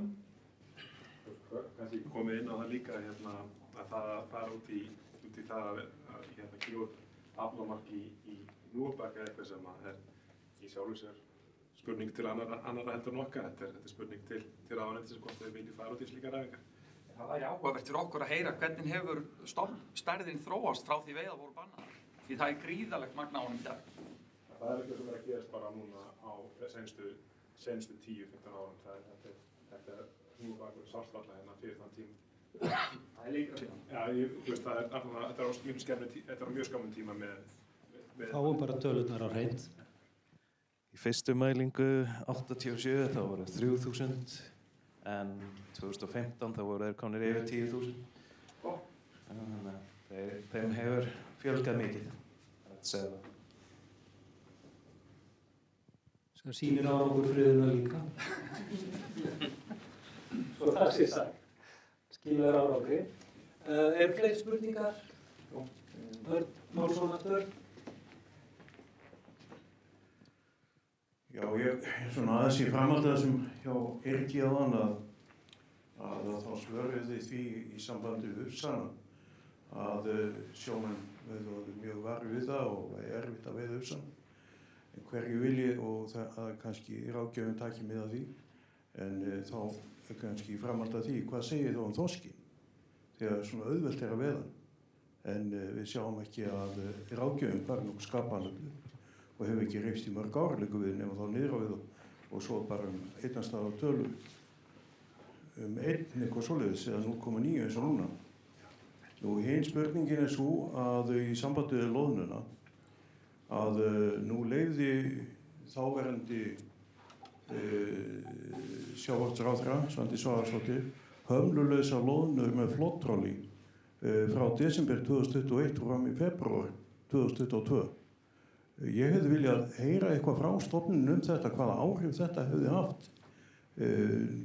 Ég get alveg, sjómenn segja mig það að liggja alveg fyrir að það drepist miklu meiri loðna sem að koma ekkert á landi við flottrásveiðarnar heldur nokkuð tíman við nótaveðar. Og ég held að við séum einmitt að sjá þetta koma í ljós í dag. Takk.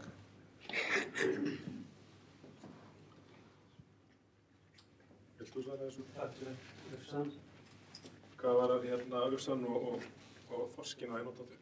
Já, síðan er eitthvað vissum við. Hvað var það ufsan og þorski? Fyrir að fyrsta þá fylgjum við aflareglunni, ráðgjafinn okkar fylgjum aflareglu í þorski og við erum að sjá að raunverulega eins og við byggumst við að aflabröðið í þorski eru mjög góð. Þannig að það var alltaf markmiðið með aflareglunni eins og ég hef skilið hann. Og stofnun hefur verið, og við sjáum aflabröð, en þó sjáum við aflabröðin hafa svona nálgast að vera stöðuri með að við allir við skoðum aflasóknarringu og botnvörpu, þá er hann að nálgast það núna að vera stöðuri heldur en að nálgast sama stöðuleika og stofnmætti er að sína. Þannig að aflabröðin eru mjög svipuð og það má eiginlega kannski segja að við búumst við því að það sé svona samhljómi milli stofnmættsins okkar og aflabröða einhverju leyti. Þetta er ástand sem ég held að flesti vilja hafa, allavega með við það sem ég hef skilið af athugasemdum sem koma frá hagsmunaaðilum í tengslum við vinnuna við aflaregluna. En eins og þú veist þá þetta endurskoða á reglulega og þar koma hagsmunaaðilum á borðinu hvað var það markmið. Ufsinn hins vegar, þar eru við vandræðum bæði vegna þess að það virðist ekki fara saman svolítið hljóðamynd í því sem við erum að sjá. Og þannig að við viljum svolítið reyna að komast til botns í því hvað það er og hvort að við séum eitthvað sem við getum gert þess að bæði þá í tengslu við stofnmatið og svo náttúrulega viljum við líka fá að heyra frá hagsmunaaðilum. Það er náttúrulega ekki við, heldur er ráðuneytið sem að við vantilega heyra frá hagsmunaaðilum hvað það telja sér best að gera. Varðandi loðnuna, þá erum við með Birki Bárðarsson okkar loðnusérfræðing helsta. Hann ætlar að taka aðeins á þessu. Já, takk fyrir. Já, varðandi flotvörpuveiðarnar á loðnu þá eru það nú ekki hömlulausar. Það er skýrt kveðið á það að þær þurfa að fara fram í afmörkuðu hólfi sem að er utan við landgrunnsbrúnina út af Norðausturlandi og Austurlandi og það er með það í huga að vernda afleiðingar fyrir bæði að halda þeim frá unglónusvæðum og öðru ungviði sem er til dæmis upp á landgrunninu varðandi afleiðingar eða dauða loðnu sem ekki fer í trollið, þá þær takmörku upplýsingar sem við höfum það hafa sýnt, eða þær rannsóknir sem við höfum þó gert hafa sýnt að hún fer svona nokkuð passíft í gegnum trollið, þannig að